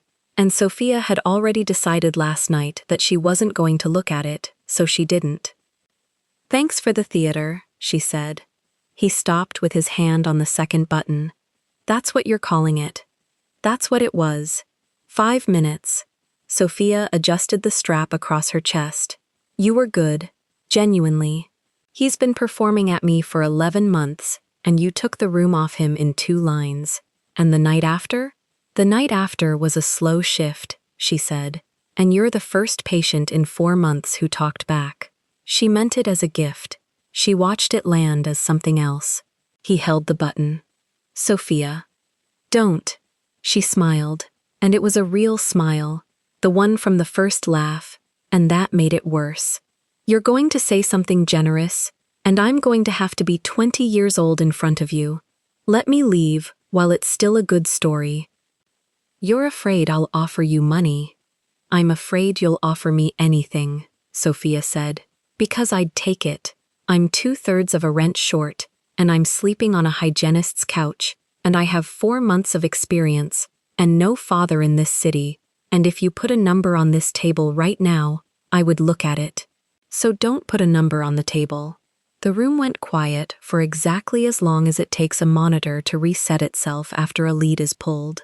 "Understood," Ji-woo said. "Good. I have a question that isn't a number." "You have 30 seconds. Sunday," he said. "You're moving your things. With Delilah. Take Sang-hoon." That was a joke at 4 in the morning. It stopped being one at 1:40. Ji-woo finished the button. "He'll carry boxes and stand in a doorway. That's the entire offer. He'll be gone by dinner and you'll owe nothing. And if you say no, I'll accept no, the same way I accepted it in the hallway last night." She thought about the apartment door. She thought about the black backpack that never came off a shoulder. "I'll think about it," Sophia said. "That's not no." "It's not." She stepped back into the hall. "Take the elevator, not the stairs. You're on telemetry until 9, and I don't care what floor your suit is from." The last thing she saw before the door swung was Han Ji-woo laughing, soundless, one breath, head down, and it was the first time in 14 hours that his heart rate had gone up for a reason she could have charted. The car was black and idling in the ambulance bay lane it should not have been in. Sang-hoon held the rear door, and Ji-woo got in and said the name of the building on 57th, where he was supposed to be at 8:30, and the car pulled out onto the avenue behind a garbage truck, and for 9 blocks nobody spoke. Then Ji-woo said, "Turn on 54th.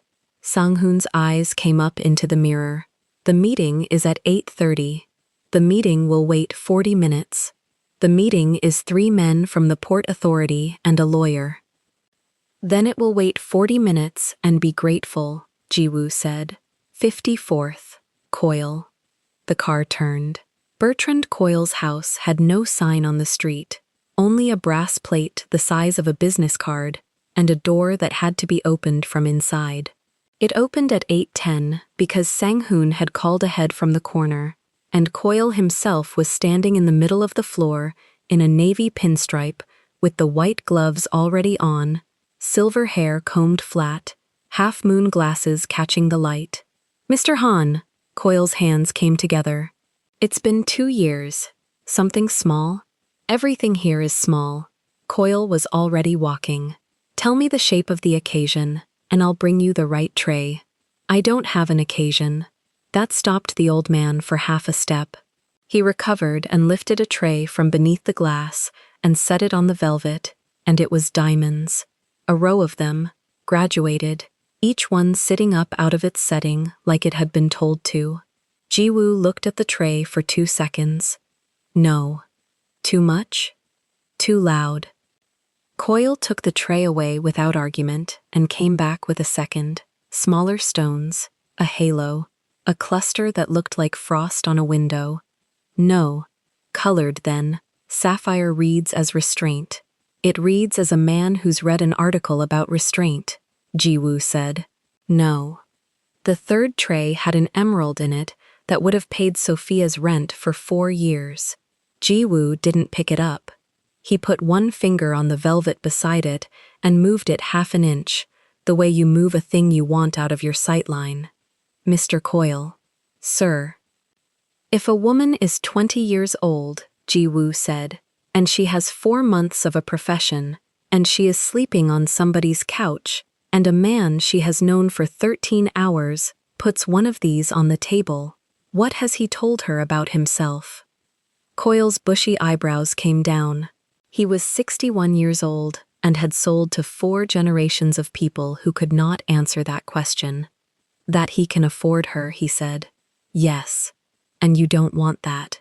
I want the opposite of that, Ji-woo said. Show me the plainest thing in the building. The old man went into the back and was gone long enough that Sang-hoon shifted his weight once by the door. When Coyle returned, he was carrying a tray with a single band on it and an expression like a man laying down a card he'd been holding since 1987. Platinum, 2 millimeters, no stone, no engraving, no millgrain, no shoulder, a circle. This isn't sold as an engagement piece, Coyle said. It's a promise band. People buy them as placeholders and come back for the real one.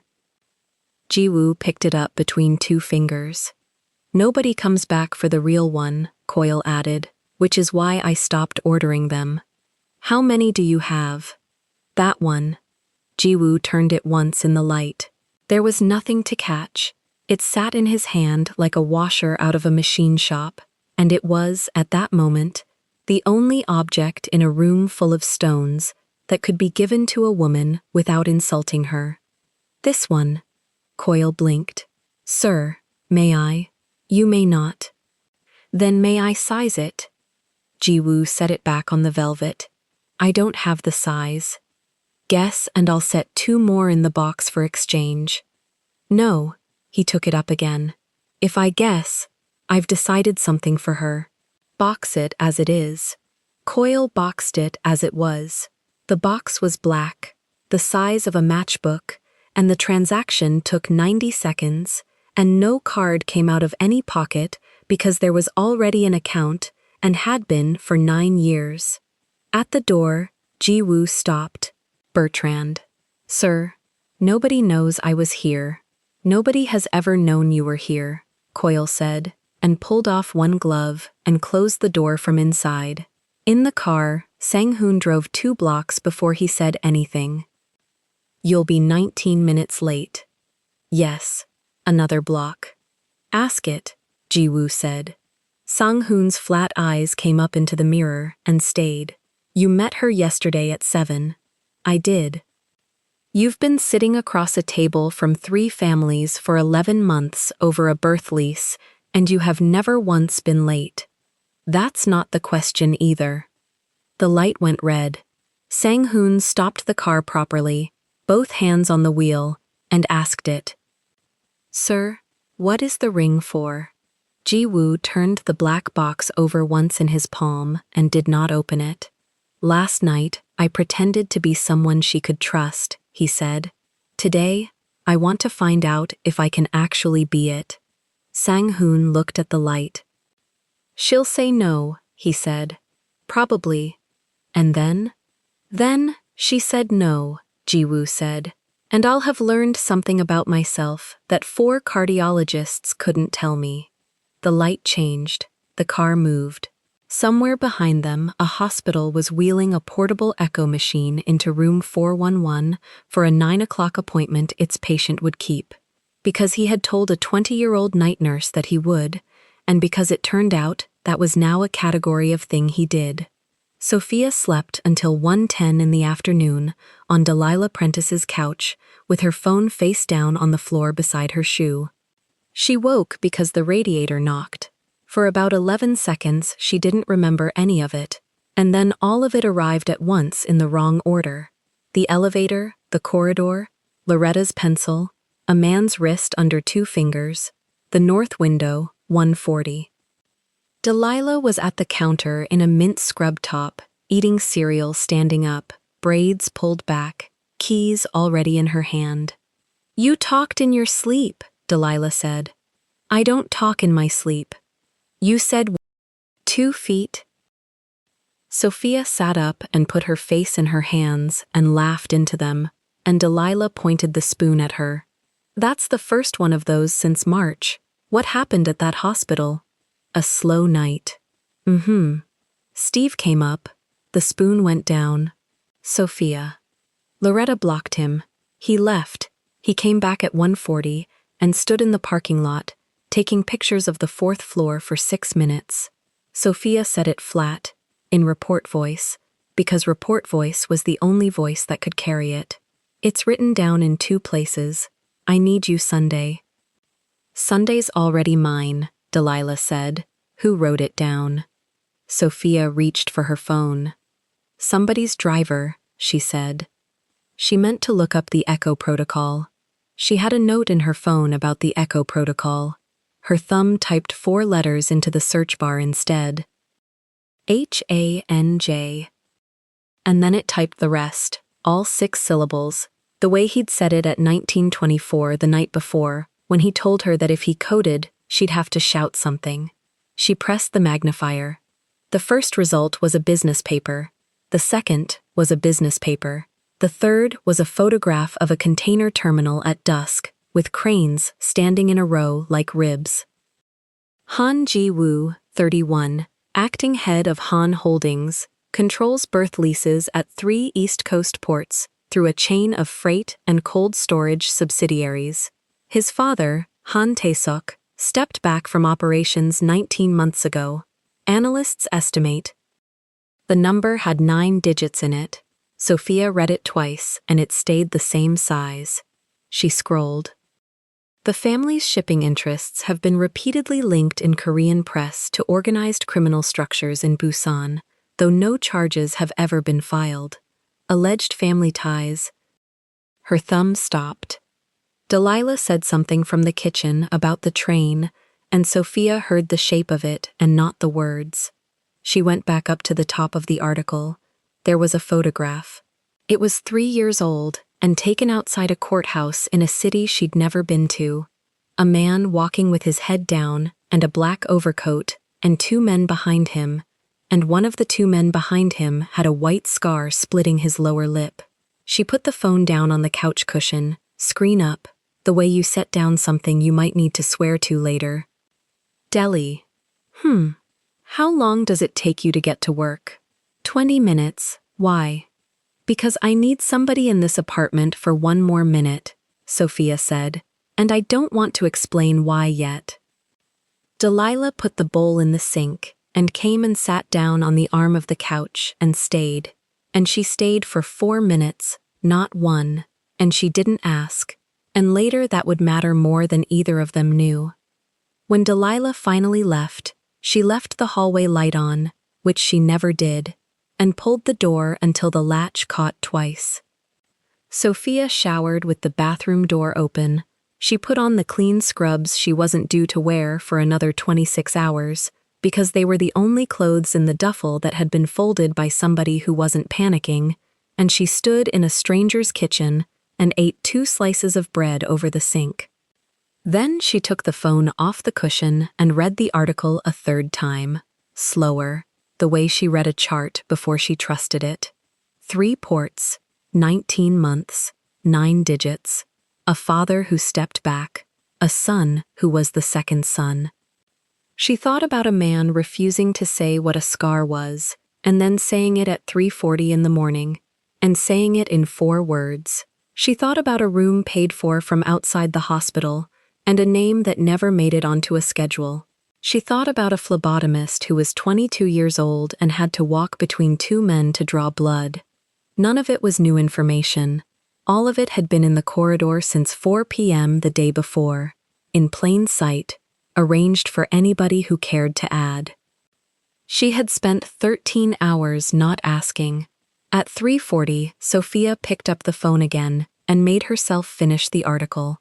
At 3:51, she typed his name into a second search, his name and the word charges, and got nothing. At 3:54, she typed his name and the word Busan, and got the mother's obituary. And at 4 o'clock, while a portable echo report was being read aloud in a room on the 4th floor to a man in a black suit who had already been discharged and had come back anyway.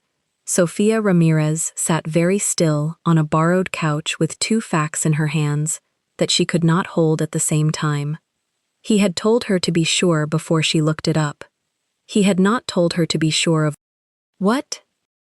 At 16:22, Sofia put the phone face down on the arm of the couch and went to find her shoes, because the shift started at 7, and the shift did not care what she had just read.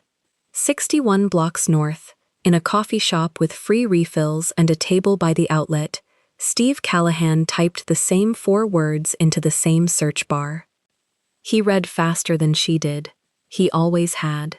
He read the port leases, the 3 East Coast terminals, the 9-figure line, and then he read the phrase about alleged family ties, and he sat back so hard, the chair legs skipped on the tile. The woman at the next table looked up. Steve smiled at her. Then he opened the black backpack, and for the first time in 11 months he took something out of it in public. A folder, beige, cheap. Inside it, printed at a drugstore kiosk 3 weeks earlier for 11 cents a page, sat every photograph he had taken against the window on the 17th of March. The W-2, the 1098T, the hospital letter with her employee ID number running across the top like a spine. He laid them out in a row and looked at them the way a man looks at a hand of cards that just changed suit. By 1740, he had opened the first account. It took 9 minutes. Name, social, date of birth off the certificate he had refused to leave at the front desk, an address that was his because it had also been hers, an employment verification he did not need to fake because the hospital letter was real. The second took 6 minutes. The third took 4. He was getting better at it, the way people get better at anything they do 3 times in an hour. At 18:15, he mailed a package. He addressed it to Hahn Holdings, the corporate office listed under the port leases, attention compliance, and he paid for tracking because he wanted the delivery confirmation. Inside were 4 things: a printout of the hospital's staffing grid for the 4th floor, which he had photographed from the parking lot at 0140, with a phone that recorded exactly where he was standing, a screenshot of a text conversation with the timestamps cropped, a page of her handwriting taken from a grocery list on the refrigerator door, and a typed note, unsigned, 11 lines long, that used the word forwarding twice and the word paid once. The note did not accuse her of anything. That was the craft of it. It only wondered. At 18:52, Sofia badged in on the 4th floor, exactly as she had the night before, and Loretta Vaughn did not look up from the assignment sheet, which was the first thing that was wrong. "You're in the main corridor tonight," Loretta said. 403, 405, 409. "And the observation wing?" Priya's floated back. Administration reassigned it at 4. Sofia took the sheet and read it twice. There was no dash in the name column anymore. There was no name at all. The observation wing had been closed to her the way a door closes, quietly, from the other side, by someone who had never met her. "Loretta."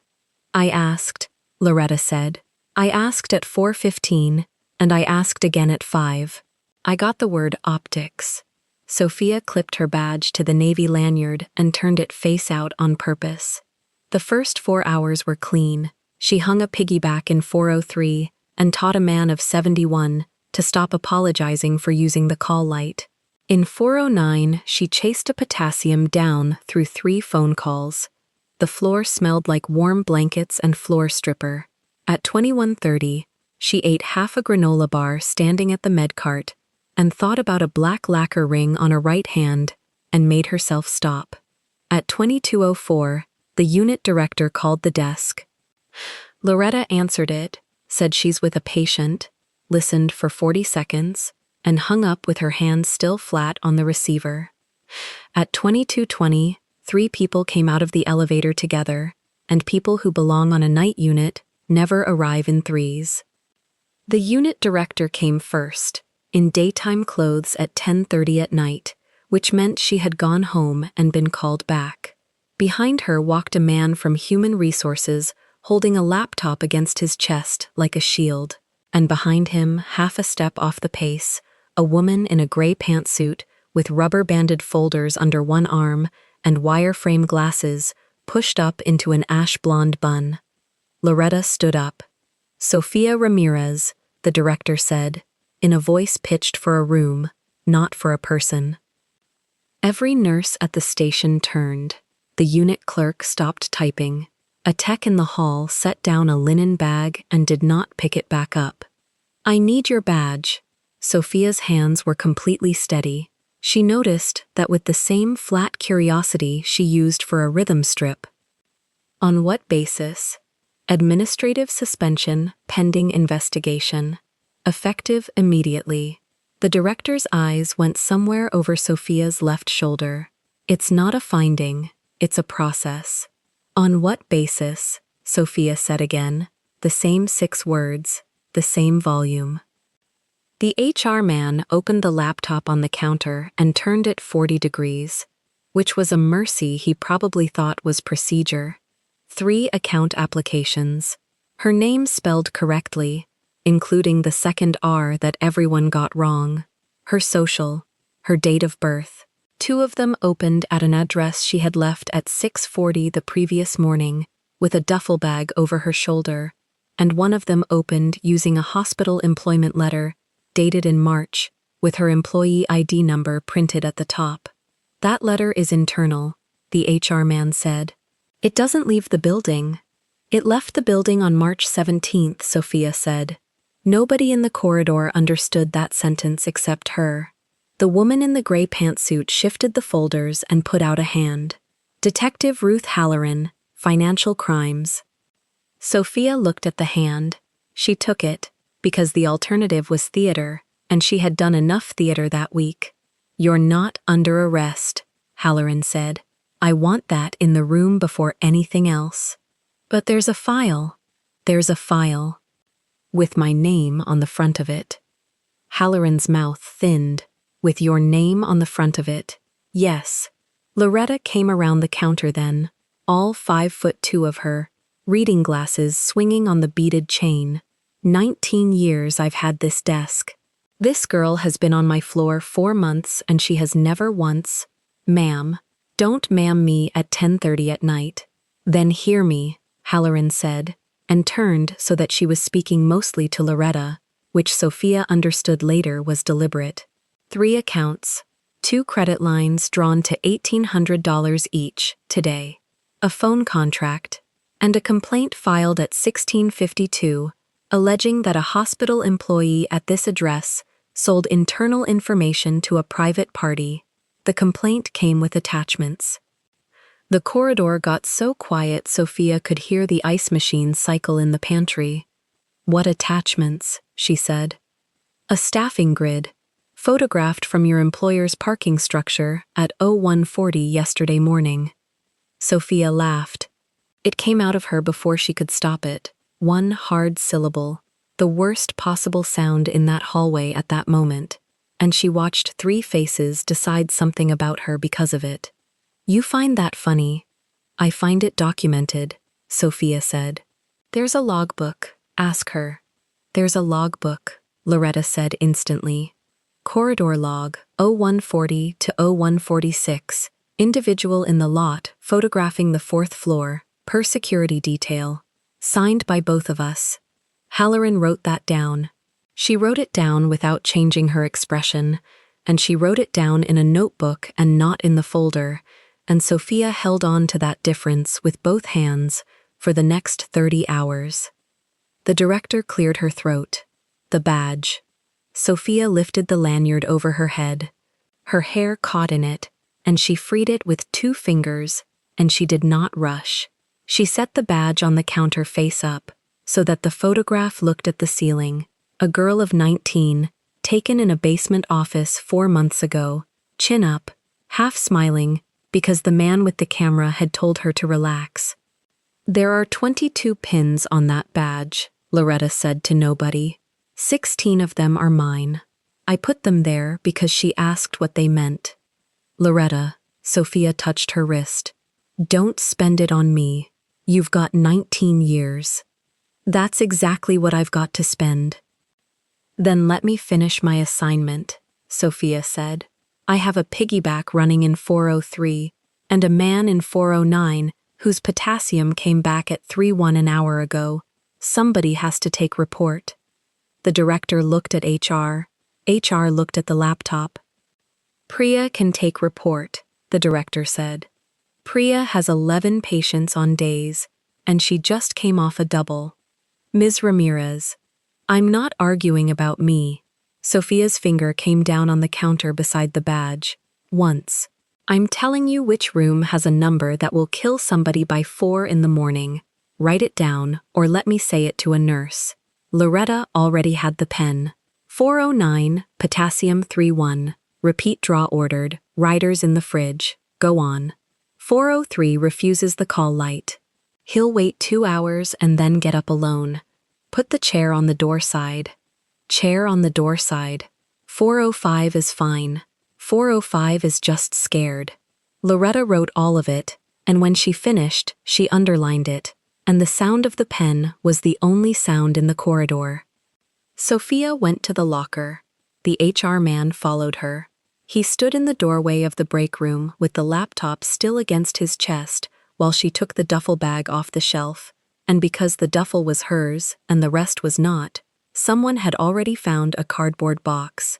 It was a glove box, wide and shallow, with the flaps torn off and a shipping label from a supplier in Ohio still stuck to the side.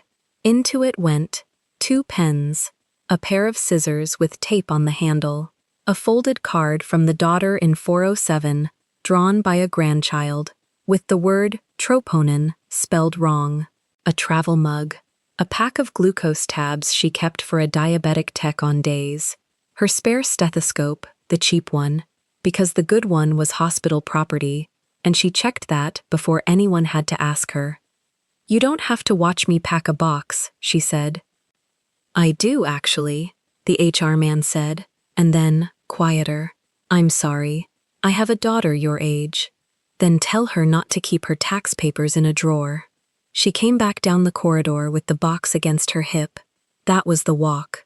22 doors, half of them open, a unit that ran on 12-hour shifts and 6-second glances, and every single person on it watched a 20-year-old carry a cardboard box past the nurse's station at 22:41 on a Tuesday. By 22:44, the story had already changed shape. It changed in the stairwell first, which is where all hospital stories are born. A float nurse told a respiratory therapist that Ramirez got walked out. The therapist told a transporter it was about a patient in the private wing. By the time it reached the second-floor cafeteria, sometime around 2310, it had acquired the only detail that makes a story travel, which is sex. That the girl on nights had been sleeping with the man in 411, that she had a boyfriend who found out, that the boyfriend had proof. Steve had made 3 phone calls at 19 o'clock to make sure of it. He called the hospital's main line and asked, politely, for the nurse manager's voicemail. He called the state board's public complaint line, which recorded him, and he called a girl named Ashley from the gym, who had a cousin who worked in Central Sterile, and he cried a little on that one, because it played better. Delilah Prentice heard it at 23:02, from a hygienist she had gone to school with, whose sister ran the second-floor cafeteria register. She read the message twice and then called, and Sophia let it ring out because she was in an elevator, and Delilah typed one line instead. Couch is yours as long as you want it, and I write things down for a living, so tell me what to write. At 23:15, the elevator doors opened on the ground floor, and Sophia walked out under the ambulance bay lights carrying a box. Halloran was standing by the automatic doors with the folders under her arm. Miss Ramirez, 2 minutes. You have a file with me on the wrong side of it. I should have a lawyer. You should, Halloran said. I'll tell you that on the record. I'll also tell you something else. Off it. Sophia set the box on the low wall by the doors and did not sit down. Identity theft cases come to me in two flavors, Halloran said. Strangers with a data breach, and people who had a key. She pushed the glasses further up into her hair. The strangers open accounts in 6 states. The people with a key open them at the address they used to live at, because they still get the mail. All 3 were at my old address. 2 of the 3. And you're telling me this why? Because I've been doing this for 19 years, and today I got a complaint with attachments at 1652, an account application at 1749, and a suspension by 2220. Halloran's gray eyes came up. That's fast. That's someone driving. Then unopen the file. I can't unopen a file. I can put things in it. She held out a card. Whatever you think proves you didn't do this. I don't want you to tell me about it on a sidewalk. I want it in a form I can put in front of a prosecutor. Paper, dates, metadata. Sophia took the card and put it in the pocket of the camel trench coat. One more thing, Halloran said. The complaint says you sold information to a private party. Do you know who the private party is? Yes. Have you contacted him tonight? No. Are you going to? Sophia picked up the box.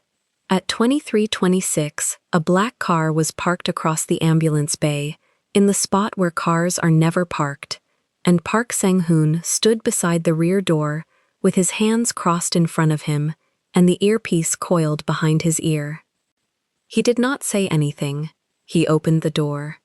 Inside, in the dark, a man in a black overcoat sat with his hands on his knees. "Get in," Ji-woo said. "You're carrying a box. I'm carrying a box because your compliance department got mail today." Something moved in his face. Not surprise. The other thing. Say that again. A package went to Han Holdings this afternoon, saying a nurse on the 4th floor sold you information. She stood in the cold with the cardboard against her hip. By 10:30, I had no badge, no job, 3 credit accounts I've never seen, and a detective who knows my middle name. I'm 20 years old. As of about an hour ago, I'm publicly a liar and privately a thief. Sang-hoon's chin came around by an inch. Sophia, don't. She adjusted the box. You have a phone in that coat, and you have men, and you have a name that makes hospital administrators say the word optics. I know what you can do. I found out at 3 o'clock this afternoon, on my friend's couch, with a bagel. Then you know it would take one call. I know, she said. That's why I'm standing outside the car. He photographed a building I was sleeping in, Ji-woo said. He photographed a grid with my shift on it, and mailed it to your lawyers with my handwriting stapled to it. She shifted the box to the other hip. Do you understand what he built? He didn't invent anything. Every piece of it is real. My name is real. My number is real. The letter is real. He just moved the real things 1 inch to the left. That's how it's always done. Then you should have told me that at 4 in the morning instead of the airplane card. The bay lights hummed. A rig came in wide off the avenue with no siren, and Sang-hoon stepped back to let it pass. And for 11 seconds, nobody spoke. Ask me what he took, Sophia said. Tell me. He took a picture of my W-2 against a window on the 17th of March at 8:15 in the morning and told me it was in case of a fire. She said it evenly, the way she read back a rhythm. I thought it was strange, then I thought it was sweet, then I got in the shower.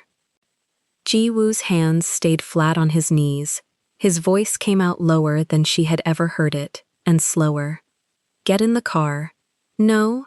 Then let Sang-hoon drive you. No. It's 11:30.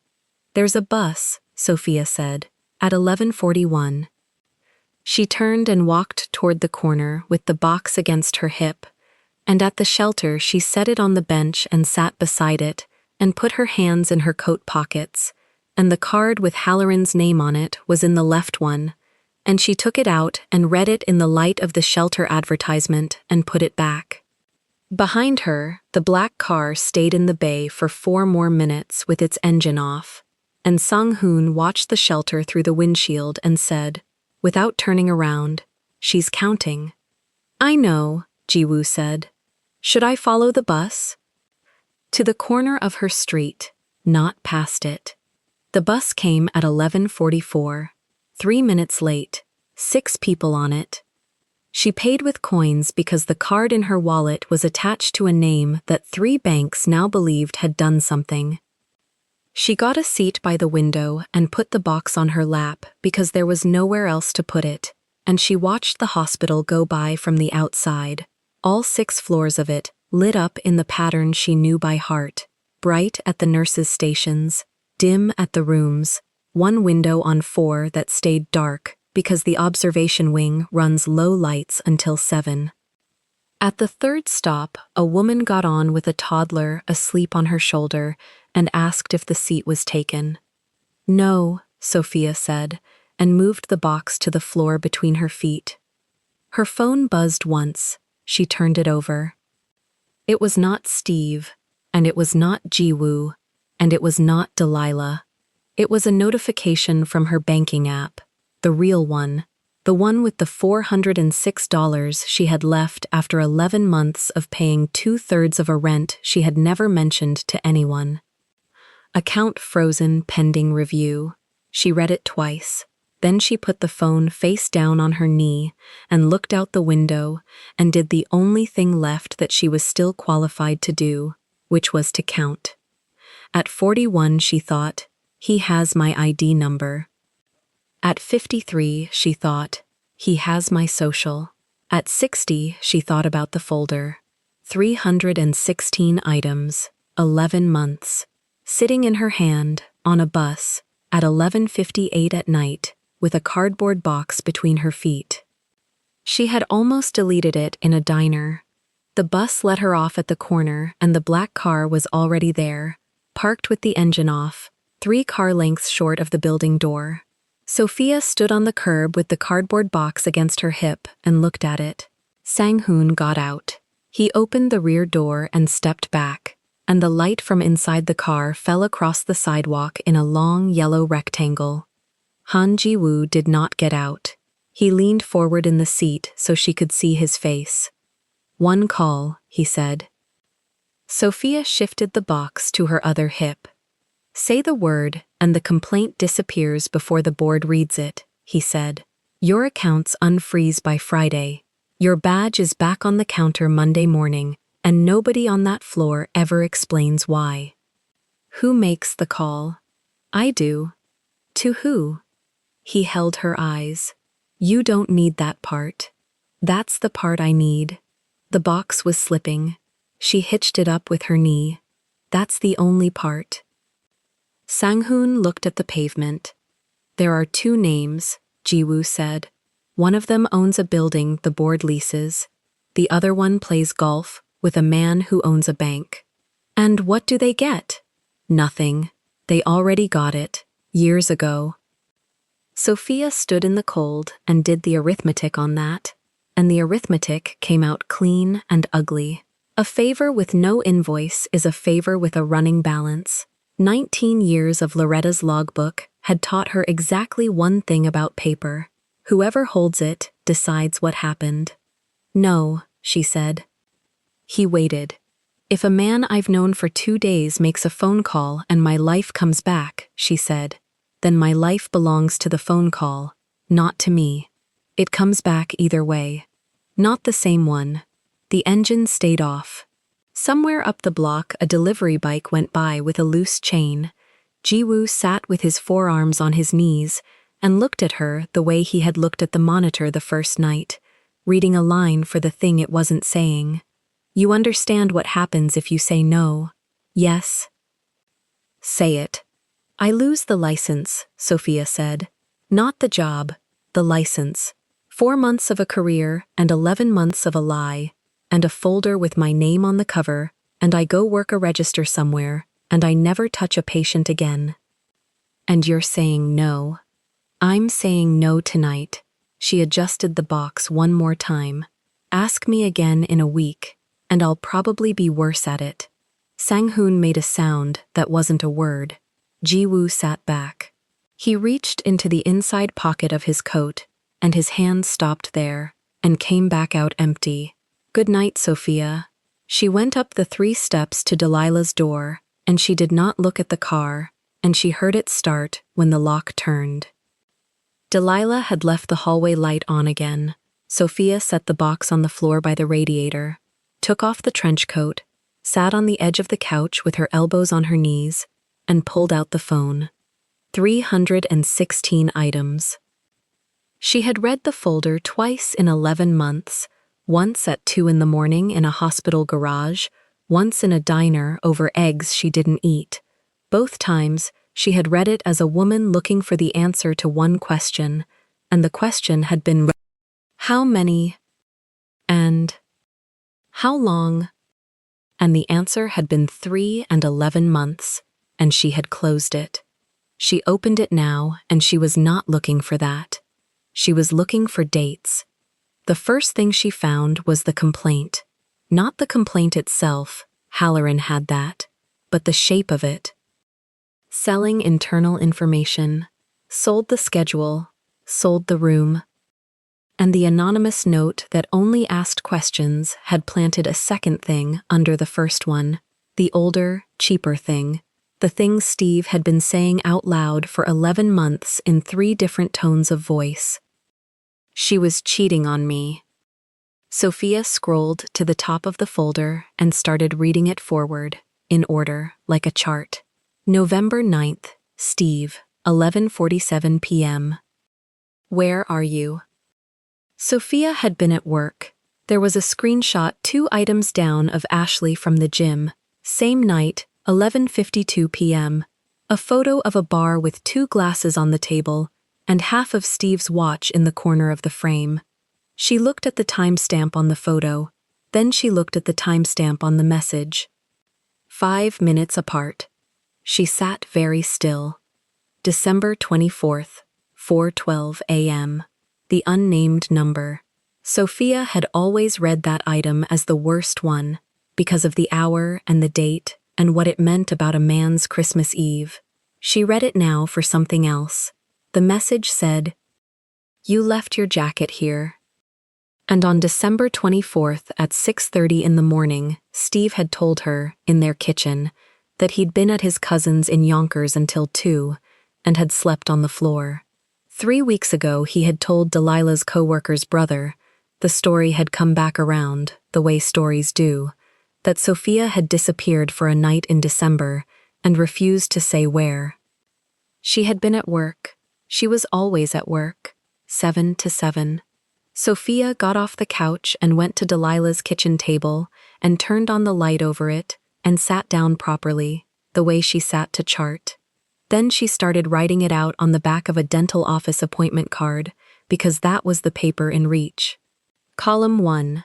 Every date Steve had ever claimed she betrayed him. He had a list. He had recited it in the apartment. He had recited it to Ashley. He had put a version of it in a note to a compliance department in 11 lines that only asked questions. November 9th, December 24th, February 2nd, March 17th. Column 2, where she actually was. The hospital had a badge log, every one of those nights, 7 to 7. Column 3, where he was, according to his own phone, screenshotted by her own hand, 11 months of it, 316 times. November 9th, 11:52 p.m., a bar with Ashley. December 24th, 4:12 a.m., a woman with his jacket. February 2nd, 9:20 p.m. D. Work. A photo of a hotel keycard on a bedspread with the number blurred but the property name legible along the bottom edge. Sophia wrote the 3rd column and her handwriting got smaller and faster, the way it did on a code sheet. Every single date he had ever accused her on, he had put himself somewhere else with someone else, in writing, with a timestamp, and she had photographed all of it, and she had labeled the folder in capital letters, 11 months ago, at 2 in the morning, without knowing what she was building. She went back over it a fourth time to be sure, because being sure was the only currency she had left. February 2nd, he had told her she came home smelling like cologne. The screenshot from that night was a keycard on a bedspread, and the property name ran along the bottom edge in a typeface she could read without zooming. She wrote the property name on the card. Under it she wrote the time, 9:20 at night, and her badge had swiped into the 4th floor at 6:51 and out at 7:04 the next morning, and there were 2 nurses and a monitor tech who had watched her run a rapid response at 11:15 that same night. She had thought she was collecting reasons to leave. She had been collecting an alibi. She put the pen down. Then she went back to item 140. March 17th, 8:15 in the morning. Steve at the window of their apartment. In the photo, he is holding a sheet of paper flat against the glass, backlit, and his phone is up in his other hand. Sophia had taken the picture because she had been standing in the doorway with a towel, and something in her had said, "That's strange." 11 months before her mind caught up to it. She zoomed in. The paper against the glass was legible in the backlight. Not all of it. But the header block was legible, and the header block said the name of the hospital, and under the name of the hospital, in a box, was a 6-digit number that she now knew by heart because a man from HR had read it off a laptop to a hallway full of nurses 4 hours ago. Her employee ID. She zoomed further. In the reflection on the glass, low and to the left, there was a second sheet already photographed and set on the sill. She could make out the shape of a W-2 and, past it, the pale edge of a document with a raised seal. Her birth certificate. Sophia leaned back in Delilah's kitchen chair and put both hands flat on the table. The picture was not a picture of a strange morning. The picture was a photograph of a man in the act of stealing her identity, taken by her, dated, time-stamped, with the document readable in frame, 11 months before he used it, and she had carried it in her pocket the entire time and nearly deleted it over eggs.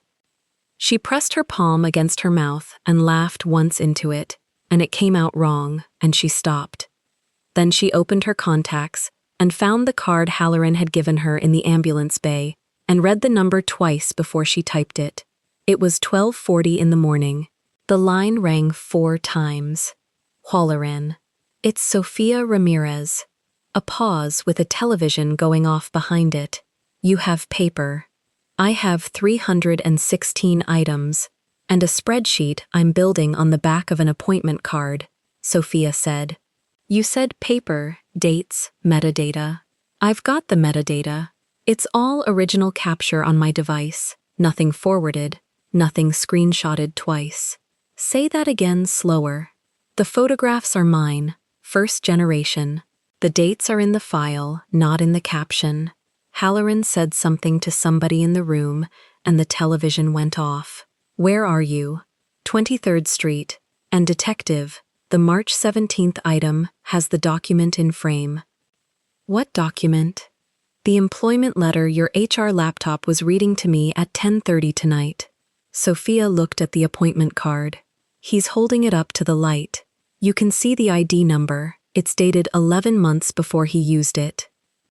Halloran did not answer for 4 seconds. Then she said, Don't touch the file. Don't crop it. Don't send it to yourself. Don't put it in a message. 9 a.m. Bring the phone. There's more. Bring that too. Sophia hung up and called Delilah, who was asleep 11 feet away in the next room, and answered on the second ring anyway. Delilah came out in a head wrap with her braids pushed up under it and stood in the kitchen door and listened for 6 minutes without sitting down. Then she said, the night of December 24th. You remember it? I picked you up from the ambulance bay at 7:20 in the morning because the trains were a mess and you had a thermos and you were mad about the thermos. Delilah pulled out the chair across from her and sat. And I'll write that. I'll write the November one too. I know where you were on the November one, because you called me from the stairwell. Delilah, this is a statement. It goes in a file with your name on it.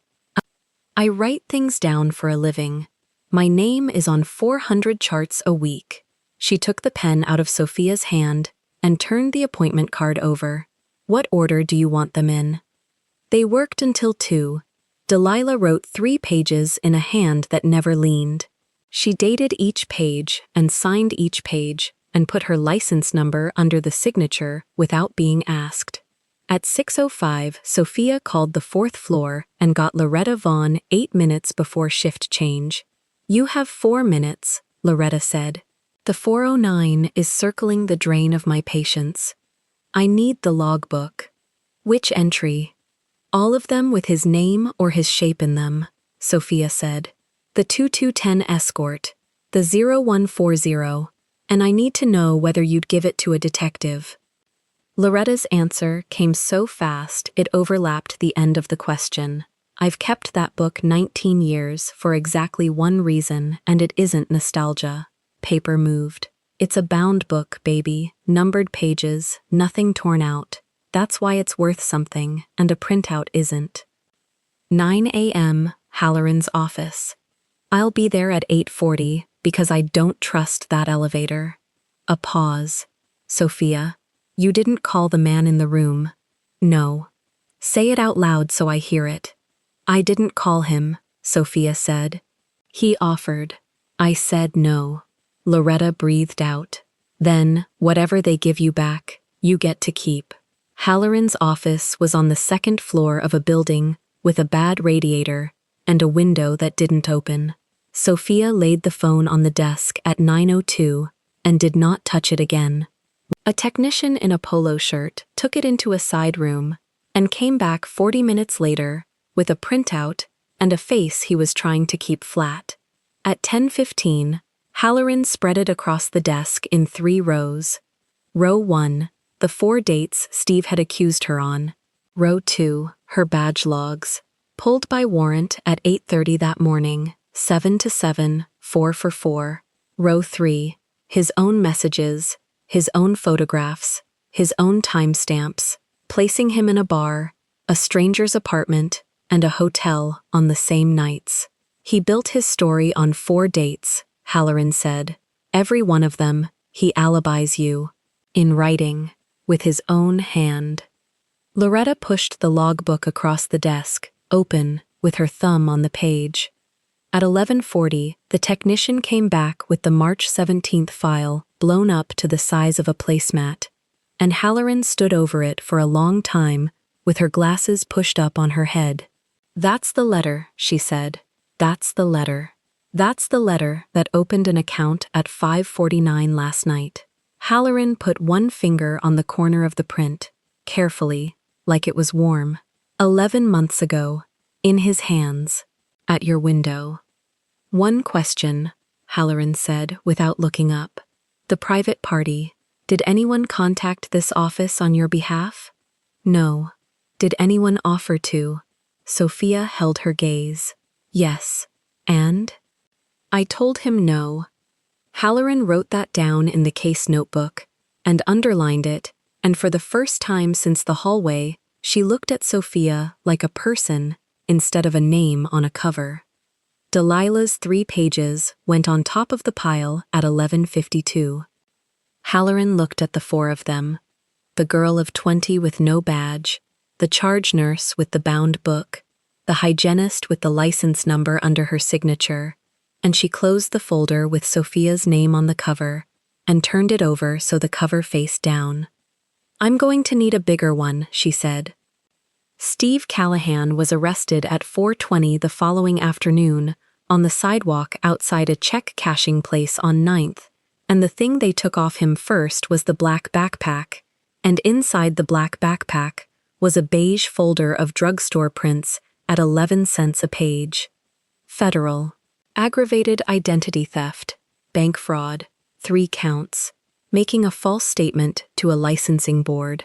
Every piece of it built out of a folder a 20-year-old woman had made on her own phone, at 2 in the morning, in a hospital garage, because a man kept telling her she was imagining things. Han Ji-woo never made the call. Nobody's building changed hands. Nobody played golf.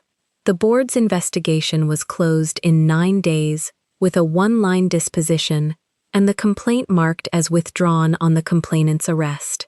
The bank unfroze $406.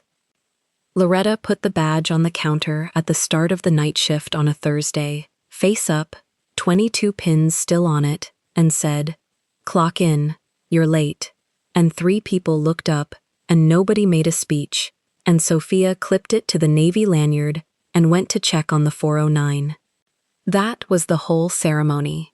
Somebody had left a coffee on the counter with her name spelled wrong on the lid. By midnight, 2 of the people who had repeated the cafeteria version of the story found reasons to walk past her and say something about the schedule. He was waiting outside at 7:14 the next morning, standing by the car with his hands at his sides, and he had waited long enough that Sung-hoon had turned the engine off. Sophia came out with her coat over her scrubs and her hands in the pockets. "You didn't call," she said. "No. Did you want to?" "Every hour," Ji-woo said. Sang-hoon can confirm the number of hours. Sang-hoon studied the middle distance. Ji-woo took the black box out of his coat and held it in his palm, closed. "There's no stone," he said. "There's no engraving. It isn't sized, because sizing it means I decided something about you in a room you weren't in." He opened it. "It's a promise. That's the whole object." Sophia looked at it a long moment. "No," she said. He held still. "Not no, forever." She took one hand out of her pocket and touched the edge of the box, and did not take it. "I met you 4 days ago. In 4 days I lost a job, a bank account, and a name, and I got them back with a folder I made myself. If I take that now, I'm handing somebody the folder. I know what I am. So do I read all of it." She let her hand fall. "That's not the part that scares me. The part that scares me is how fast you move, and how fast I almost let you." "Then tell me what to do." "If you mean it," Sophia said, "you'll learn to go slow." Ji-woo closed the box with his thumb. He put it back in his coat, in the inside pocket, and patted it flat once through the fabric. "Then I'll wait." "That's a long time." "I don't sleep," he said. "I have the hours." Sophia laughed. The real one, the one from the first night, and it came out of her the same way. She started walking toward the corner. He fell in beside her without being invited, half a step back, hands empty, and Sang-hoon stayed with the car. "You know I take the bus," she said. "I know. It's 4 blocks. I know that too." They walked it. He didn't offer the car. At the stop, she leaned against the pole and he stood where he could see the street. And when the bus came, she got on and paid in coins and took the window seat. He was still standing there when it pulled away. She didn't wave. She just watched him get smaller, a man in a black coat with a ring in his pocket and nowhere to be, learning the first thing he'd ever had to learn on someone else's schedule. Some things you don't get given back. Some things you go and get. If this story moved you, stop for a moment and reflect. Tell me, K-Fam, have you ever kept proof of your own pain in a folder you were too tired to open? Have you worn a badge, a uniform, a name people trusted, and watched a liar take it from you in one night? And when the powerful man offered to fix it, would you have said no? Mark my words, K-Fam. Tell us your experiences and feelings in the comments. We read them all. And if you believe in stories about dignity, truth, and patience, leave a like, be sure to subscribe to the channel, and click join to become a part of our community and help the channel.